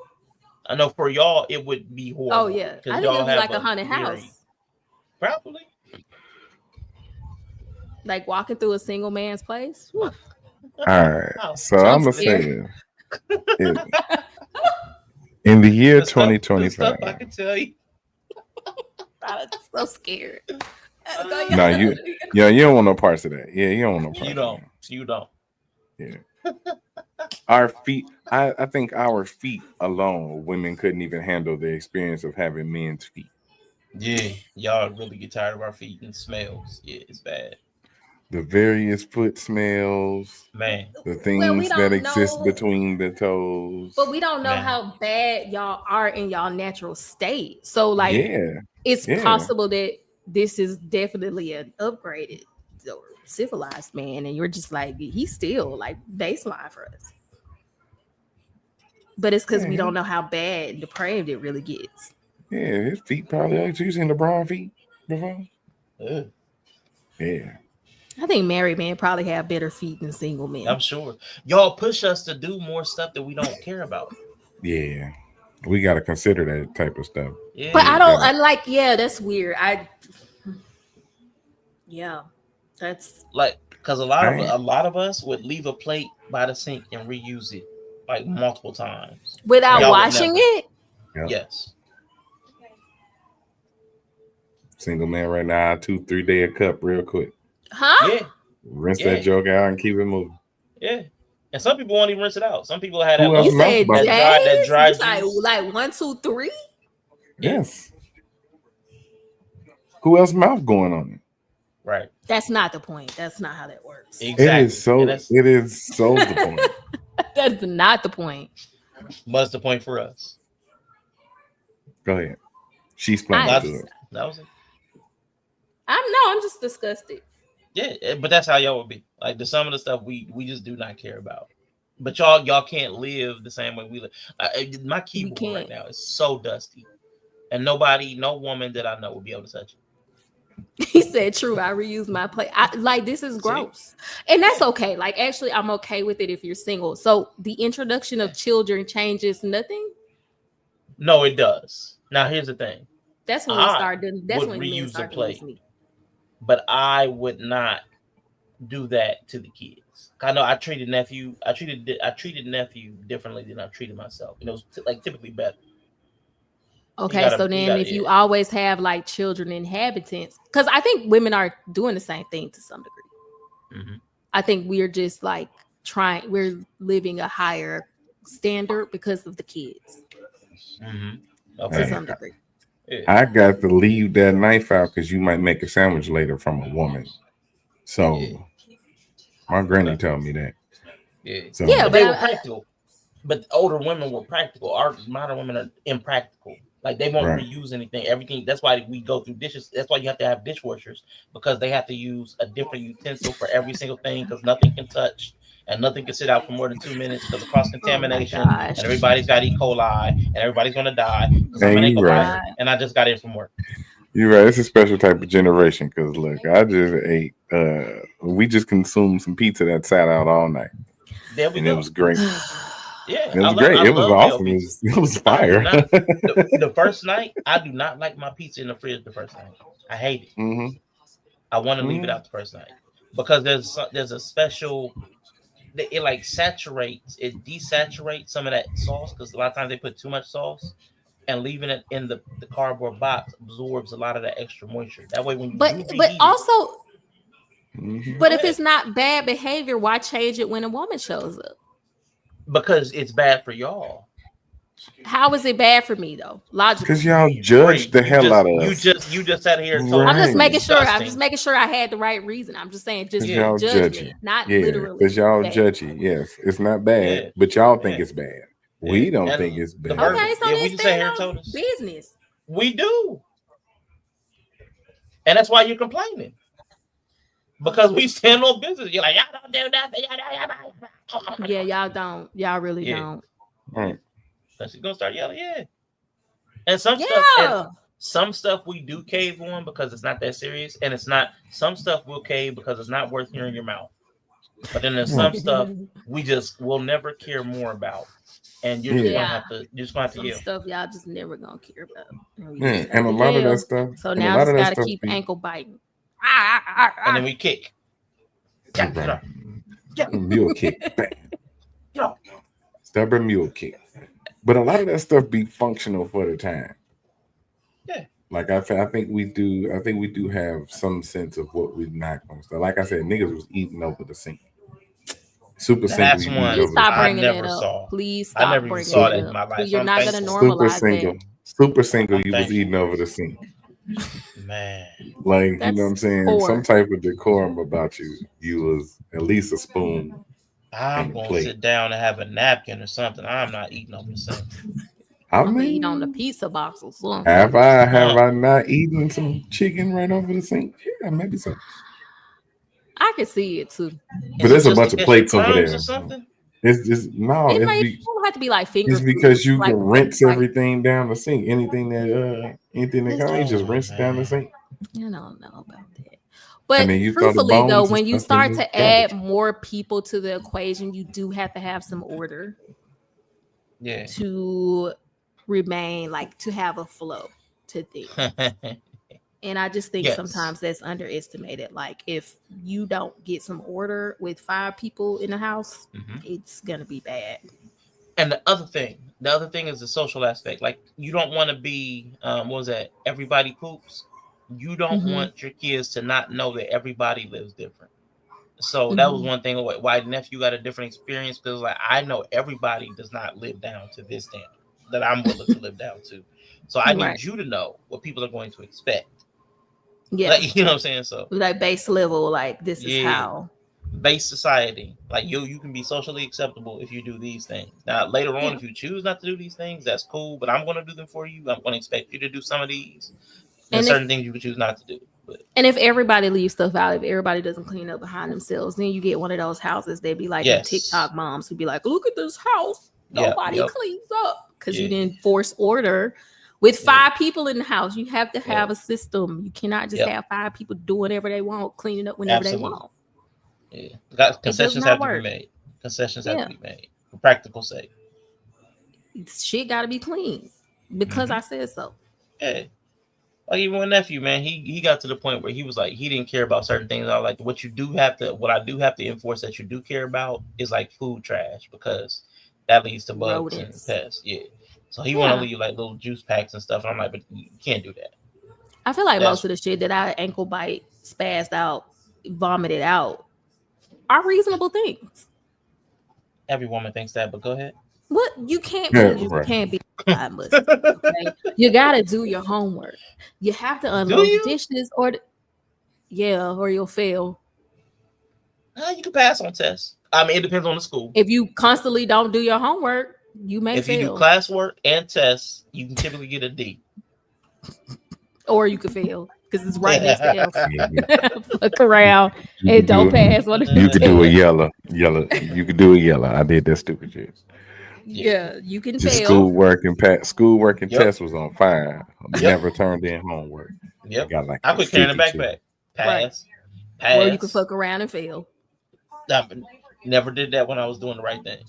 If I showed up, did my classwork, and did my test, I always passed. Well, we definitely had a kiddo on the verge showing up to school, flunking. When I quit showing up to school, fail.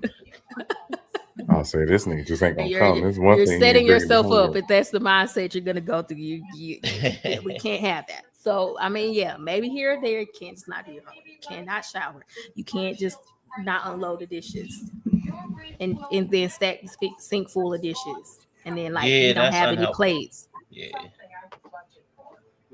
And now we got to eat off the sink like Yella because we got no plates. Shit, that's cool. Because nobody thought the dishes should be done. And cat litter has diseases in it. And bacteria. Your skin has diseases on it and bacteria. Your not toxoplasmosis. My skin don't have toxoplasmosis. How we know that? But cat litter does. I know that, and that's why I said vacuum that shit up. Because you said you be stepping on the cat litter, and that's why I be crashing out. That's why you got toxoplasmosis all over you. And that's why I be crashing out. Toxoplasmosis, you toxic, and you got asmosis. Asmosis. So everything does have a reason. I like that.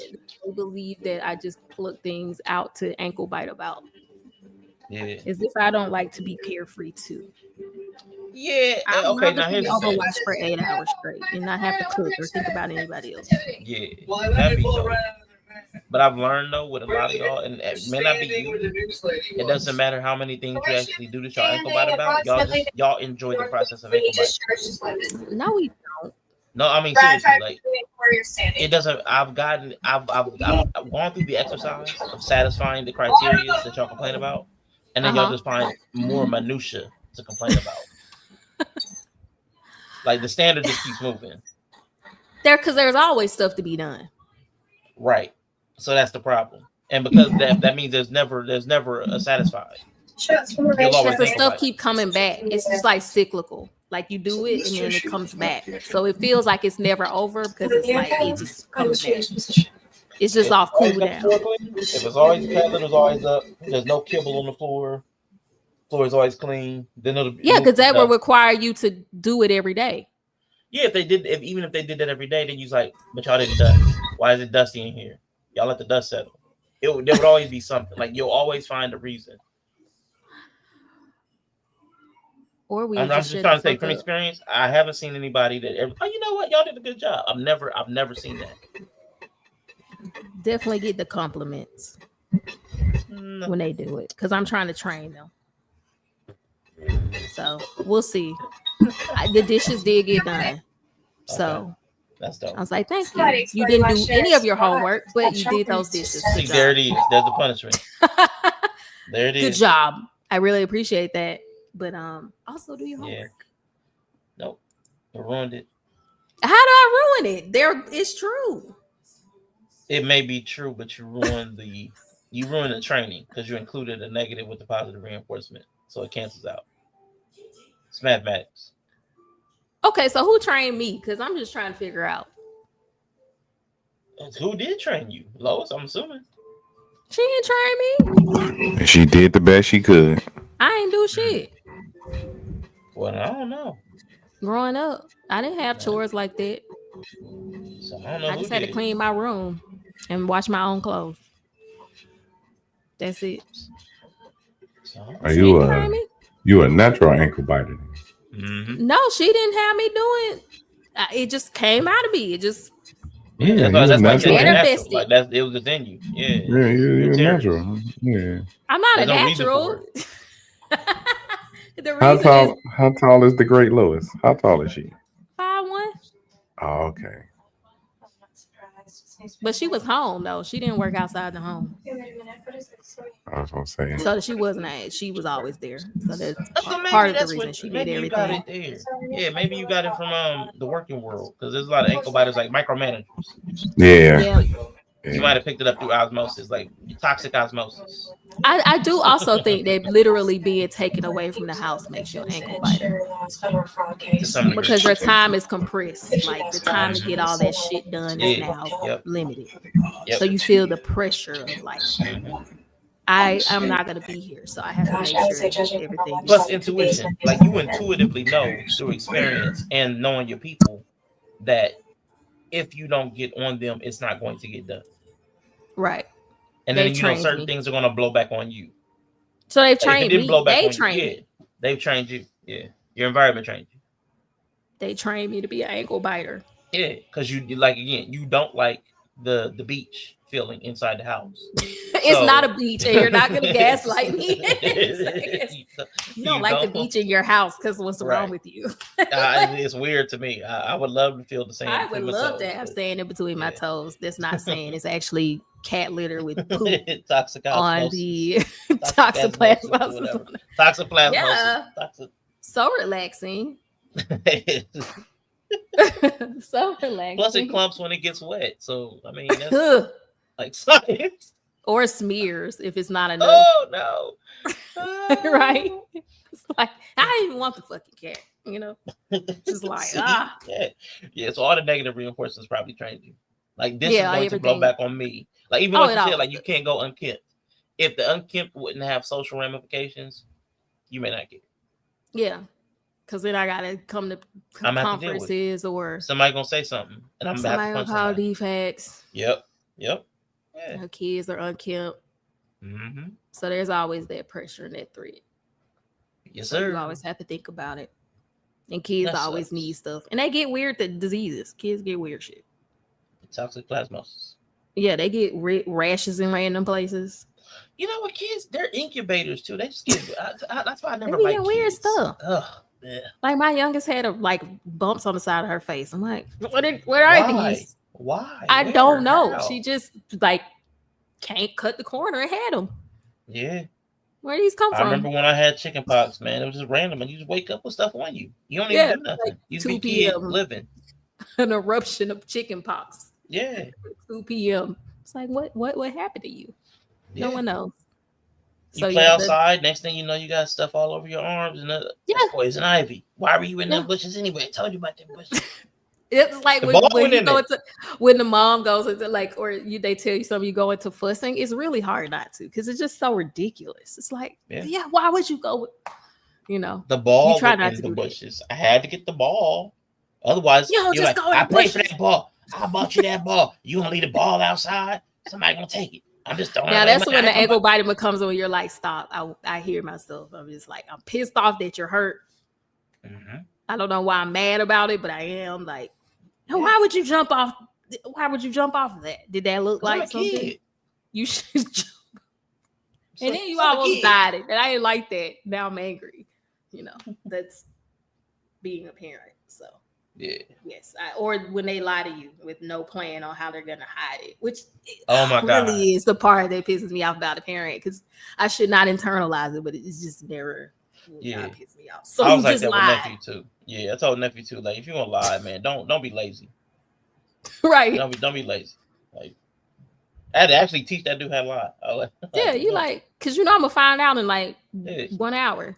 I can't have you going to school lying stupidly.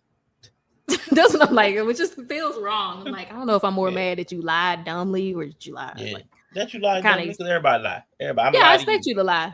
Yeah, I'm gonna lie to you at some point. So or the lies where I'm like, this your chance. I'm asking you. I'm going to go check behind you. Did you do it? Mm-hmm. And oh my God, they lied. Check behind you. Oh, that's the worst. I told you before the conversation. I didn't even set you up. I just told you I'm literally going to go behind you and check. Oh my God, these answers you're about to give me, and they still lie. I'd be like, oh my God, that's the worst. That's the worst. That's tilling. Or the lie when nobody else was even possibly there, like nobody else was there, and they still like, who ate that? I don't know. Nobody else is even here. Nobody was here. The crumbs are on your hand. Yes. That's like how 10-year-olds lie, though. That's why they're the worst. God. They lie. They will just lie, and it doesn't even matter. Like I told my niece, I said, how did you get the blanket? That's ours. It's at your house. That's not yours. Oh. I'm gonna tell you, no, wait. It definitely is. Yeah. I know, but some people don't outgrow the 10-year-old lies, man. So shout out to my cousin and them. I'll say it was me, my sister. My sister everybody was at her house at one point. So it was me, my sister, my aunt, uncle, and their 2 kids, and the kids were teenagers. Everybody was staying at my sister's house, and my sister's boyfriend, I think, was there. My little sister might have even been there too, but everybody was staying there for whatever reason. When they left, they left in of course, the family disruption, but they left. They were leaving abruptly. They just wanted to get out. Cool. All of a sudden, my Xbox stuff is missing. That was just there. Oh Lord! Like, and they're packing stuff. And I'm like, Donnie, you take my controllers? No. Oh, they like steal there. Why would you take? Why would I take your controllers? And then of course his mom like, ain't nobody about to steal your controllers. Like, not her trying to gaslight too. Of course, but of course they found them later. Oh yeah. When they wait somewhere else and I can't get them, but I'm like, of course. Why would I have controllers that just suddenly come up missing? Y'all are moving out, and I'm just making this up, like just to try to cause some stir. I'm the one that sent y'all money so that y'all can move back to Ohio. Like, come on, why would you think I'm lying about some controllers? I just want to be able to play the game later. Right. Because a lot of times, worried about leaving. You get hard off, bro. It's cool. Go ahead and keep. And you just gonna lie? Like, you just gonna lie? Like, no, I ain't took nothing of yours. Like, what? We really need to start knowing who the slow people are. Yeah. Because who do I gotta write a letter to about Edmund on Love Is Blind? Man, I feel like I'm being gaslit. I refuse. I'm gonna tell you, I refuse to even go to Netflix to start the season to see if he's really on there. In my mind, you guys are lying about this guy being on the show. So you've just chosen to believe I'm gaslighting you? Not just you, the entire internet. Because I'm seeing clips from other people that this Edmund guy exists. Once I saw the clip where the guy says, I eat my boogers too much, you're not going to convince me that that's an adult that really exists. This has to be Sword 3 or 4 or 5. Like, it looks really real. I'm convinced it's real. Like, but it's fake. There is no human male. You decided that this is just like, what did you just decide? This is like Sora. This is fake. Like, y'all are trying to convince people that there's a real reality show with this guy that says he eats his boogers. And I'm not going to believe that. Like, I refuse. I refuse to see that the entire production of Love Is Blind did this and put this man on there talking about he eats his boogers. Like, I refuse. I'm not ever. Yella, have you seen Edmund? Man, I told y'all I ain't committing to no more Love Is Blind. I'm not showing no episodes. I swear to God, I'm not showing no episodes. But I'm going to introduce you just a little clip. Yeah, I just want you to see who this man is that Rashawn has decided the internet has made up. Yeah, like this, like it's a really elaborate sketch. It's an elaborate sketch. It's gotta be. Something. Emotional too. Yeah. He's something else. Literally. Yes, that face. He is something else. My first love letter ever, but you're like, you can read it later on. Okay. You ain't gonna really give him what your knees up. Oh, I got you for you. Yes, I blame Chelsea. You know, Chelsea is the head of casting. The one from Seattle, yes, that girl that's still married to that soccer player, that black man. I'm okay if I was the breadwinner. Okay. And I'm okay if my husband was the breadwinner. I'm okay if I cook. I'm okay if my husband cooks. I'm okay if I take care of the kids. I'm okay if my husband take care of kids. I am very much a 50-50 kind of woman. You don't think I'm okay if I was the breadwinner. Okay. And I'm okay. You don't believe he's real? You know, he's the only erratic acting guy. Something about this is completely manufactured. I don't even know whether it's AI or somebody doing an elaborate skit. I don't know. But there's no season where this man is an actual contestant and actually got chosen and the woman didn't recoil. I saw a clip when she's talking about I'm ready to have babies in me. Like after a year, I'm like, this is not possible. She can't be talking about the guy that said he eats his boogers. Like you're not going to convince me that this is the real world. Oh, this is. I eat my boogers. Might be a little too much, but I do eat them. Hey, what are you doing? What the fuck are you doing? Oh man, I'm good. You got your mouth on this floor? Oh no, it's funny. It's been nasty. Your immune system gotta go crazy. Man, it feels good kissing something right now too, bro. Ain't kissing nothing so long. It just feels like I've known it. No, and I can't be in my. I'm serious. I'm just always a fucking nice guy. But fuck me up. I'm too fucking nice. They be fucking me up. I'm too fucking nice. I'm too fucking nice. Fucking weird, yo. I talk to him. Cause I'm too nice. Nah, man.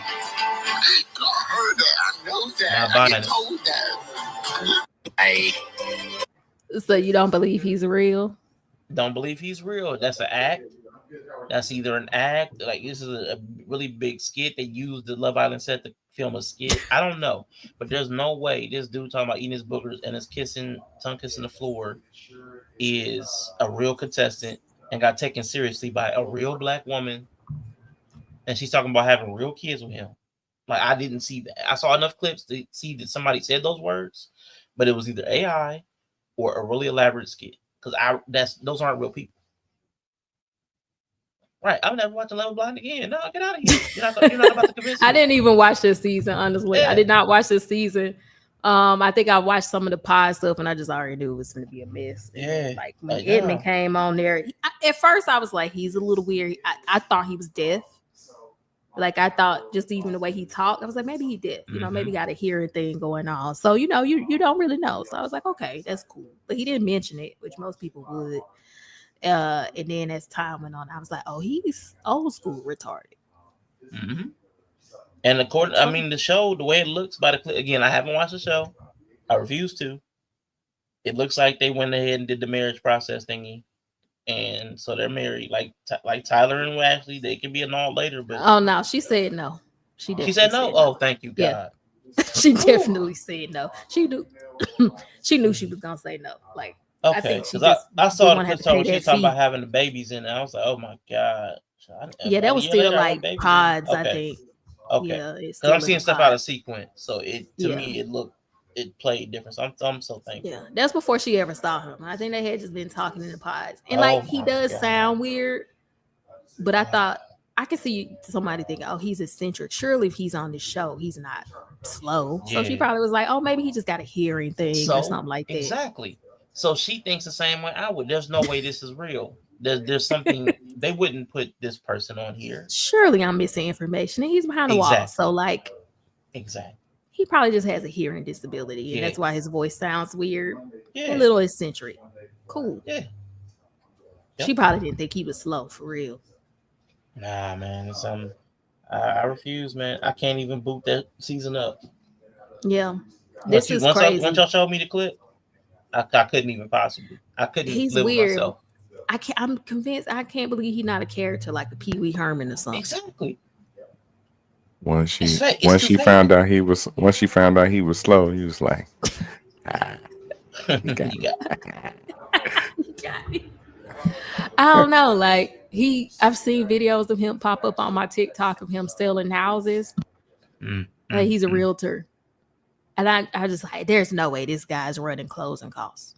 Yeah, he's a faker. He's definitely not a realtor. He in houses running around like Blippi. Nah. But I can't imagine this man going through terms and loan percentages. Nah, he's not serious. There's no way. It feels good to get something right now. Do it. It feels good to get something right now. What? They need to put him on Love on the Spectrum. Nah, they deserve better. You don't even think he could go on Love on the Spectrum? Nah, he need love in prison. You think he need to be in prison? Lock that man away. Because he probably ain't on the spectrum. Probably faking. Yeah, and maybe not prison. Like love in the mental asylum. Like love, you know what I'm saying? Like a love, group home situation. Or something. Love. Yeah. I think he does need to be love in the mental facility. Group home. Yeah, he love old in third school. ward. He don't strike me as on the spectrum. No, that's what I'm saying. It's something different, man. That's not just spectrum activity. I don't know if I can say the R word, but he strikes me as what we classically call. I've seen slow people. I've seen slow people of different flavors and varieties. That's not this. That's why I refuse to even believe this is real. This is like this is fake. This is an artist. Like this is act. Yeah, it's something like that. There's no. I've seen all kinds of things. I haven't seen everything, but I've never seen that, and I don't even think that exists. He smiled like he's slow. Yeah. And got around in the world. Like there's some people like that lady, Clayface from the other day. There's some people I could see making it through life with some degree of success. And like just being like not super socially accepted. But they can hold down a job, they're functional. He seems like that kind of guy would catch a charge on a regular job. He'd be in every HR office because he just doesn't seem normal. He's too abnormal. You're kissing the floor. Yeah, I'm choosing to believe that. I'm hoping he's an actor. He's got to be. I refuse to believe that's real. I don't know why he would be bringing this personality onto a show. My only other thought was like, because he did say something about wanting to work with kids. Oh no! And I was thinking that he was trying to push this Blippi Pee Wee Herman kind of vibe. Still keep him away from kids. Keep that man away from kids. I wouldn't trust him with kids. No, but I thought that maybe if he was acting like, you know what I'm saying? I think he's off. So his plans are not going to turn out. But I'm thinking if he thought he could come on here as a way to get seen as like this Blippi, or no, I think he wants to be like one of those kid actors. Like he reminds me of the dude from Yo Gabba Gabba. Like how the persona he has, that's like a little slow. Like the outfit is very Pee Wee Herman. Yep. The behavior is very Blippi. Like it's like all of them mixed together. So I was like, maybe he's trying to use this so somebody will see him as a like childhood TV show, because he did say he want to work with kids in the pods. So I'm like. But clearly all that's ruined when you was crying about her not having sex with you, talking about something. I'm too fucking nice. Oh, that's why he was crying? Yes. Because they had just met and they went to the little out of town part and he wanted to smash and she was like, no. Okay. So that's what that just kind of solidified the feeling I'm having, because eating your own boogers and also telling people, and then needing to kiss the floor because it feels good to kiss something. Those are like physical impulses that he can't he doesn't have a control or boundary sense. Yeah. And social norms have not curtailed that to his big age. He don't need to be around kids. He doesn't need to be around kids. So eating your boogers, I feel like, that's odd. But let's say that's like a nervous thing. Whatever. From childhood, but that's like a childhood thing. But he didn't outgrow it, hasn't outgrown it. Some trauma. He like frozen in the age. Doesn't he have definitely any would boundary. traumatize some kids. Exactly. And doesn't have the ability to say like this is abnormal. I shouldn't say this publicly. So he doesn't have boundary awareness, and then he doesn't have like physical control. I just need to kiss something, so I'm gonna start kissing the floor. That's why he got too many red flags to me, because he's like, I just want to have kids so bad. Like, you want to be around kids so bad. Any other time we were talking about warning signs, we would say those hit it. A man, I want to have my own kids. I just want to be around kids. I just need to be around kids. And then you present yourself in a very childish way to almost draw kids in. Don't trust them. I wouldn't be around my kids. Mine either. Wouldn't be around my adults. Wouldn't be around my floor. Because he don't even behave like an adult. So I can't imagine him even really want an adult connection. I think it's giving PDF. Well, what I wouldn't even. I would potential there for that. I don't think he. Yeah. I would say the behavior is a potential, but not because of he's drawn the kids like in sexual manner. I would say the two things. For whatever reason, maybe he feels childlike, so he might emotionally resonate with kids, but his inability to be aware or manage boundaries and his inability to manage his physical compulsions, and then his inability to connect with people his age. Yeah, that could all lead him to violating a kid, but not because he's necessarily drawn to them sexually, just because to outlet for those feelings that he can't control. Like he's not that way, but he easily could go that way, like you said. He'd be a violator. I would call him a violator. He's gonna be a violator, not a predator. He's just a violator. Because he's not. Because I mean, after she said no to him, when she said no to him, the crash out was crazy. Yeah. It was like, this is my only chance. This is the closest I'm ever gonna get to getting someone. Yeah. Like he knows that women meet him and they're like, something wrong. I wish he knew that something was wrong with him. Like I'm not convinced that he knows he's not normal. Yeah, so either it's a heck of an act or he's so abnormal that you know what I'm saying he needs to be somewhere. I really do think he's so abnormal, but I don't think he knows he's abnormal. Because they said he grew up in like foster care and stuff. And his mom abandoned him or was on drugs. So I don't know if he's ever been diagnosed. I don't know what he would even be diagnosed with. But depending on what it is, he might not really know. It's just hard, man, because again, I'm filtering this through the lens of my own experience. But all the people that I knew that were like Down syndrome or mentally developmentally disabled, they may not have claimed what I would label them as, but they all knew something and had narratives. Like it just takes me a little longer to learn things, or there was verbiage that would constantly come up when they knew they were running up against the social. Like their weakness.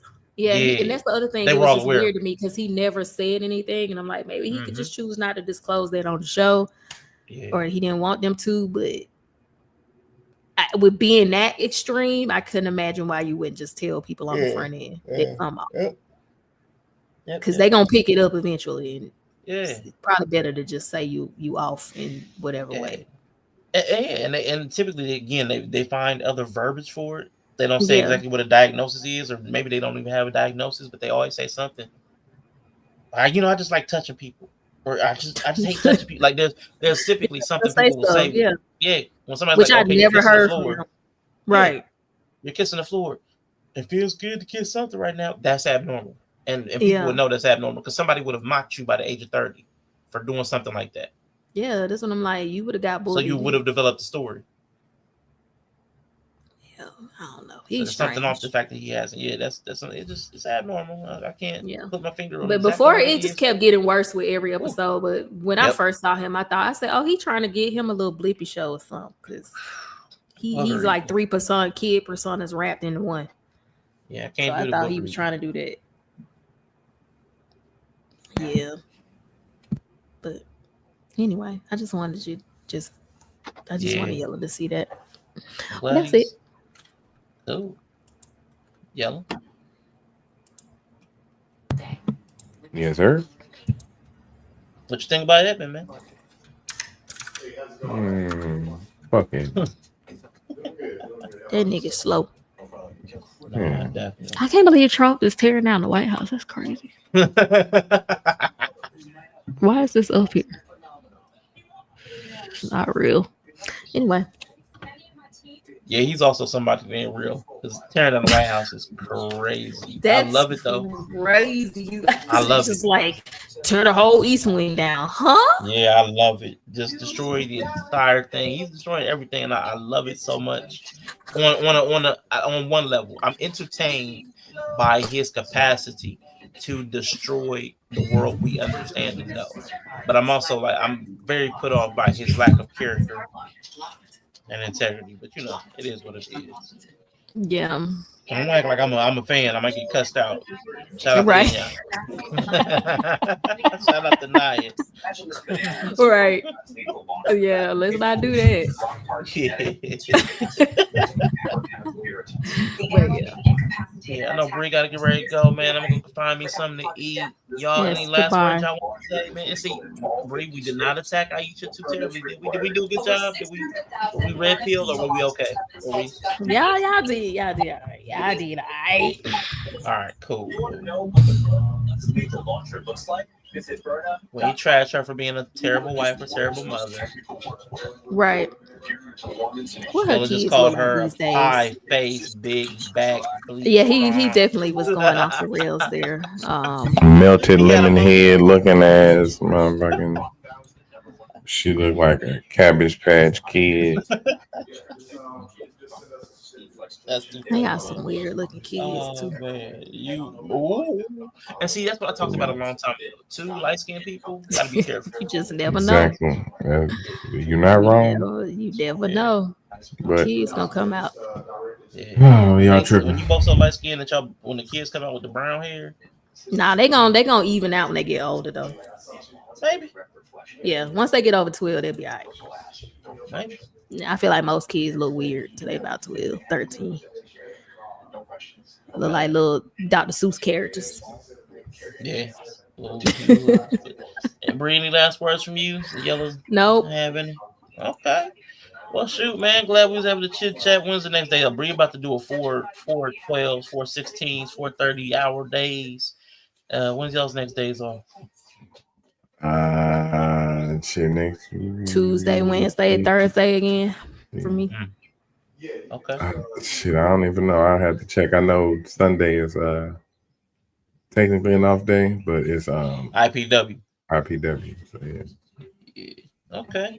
Well, I will see y'all when I see y'all. Everybody, peace.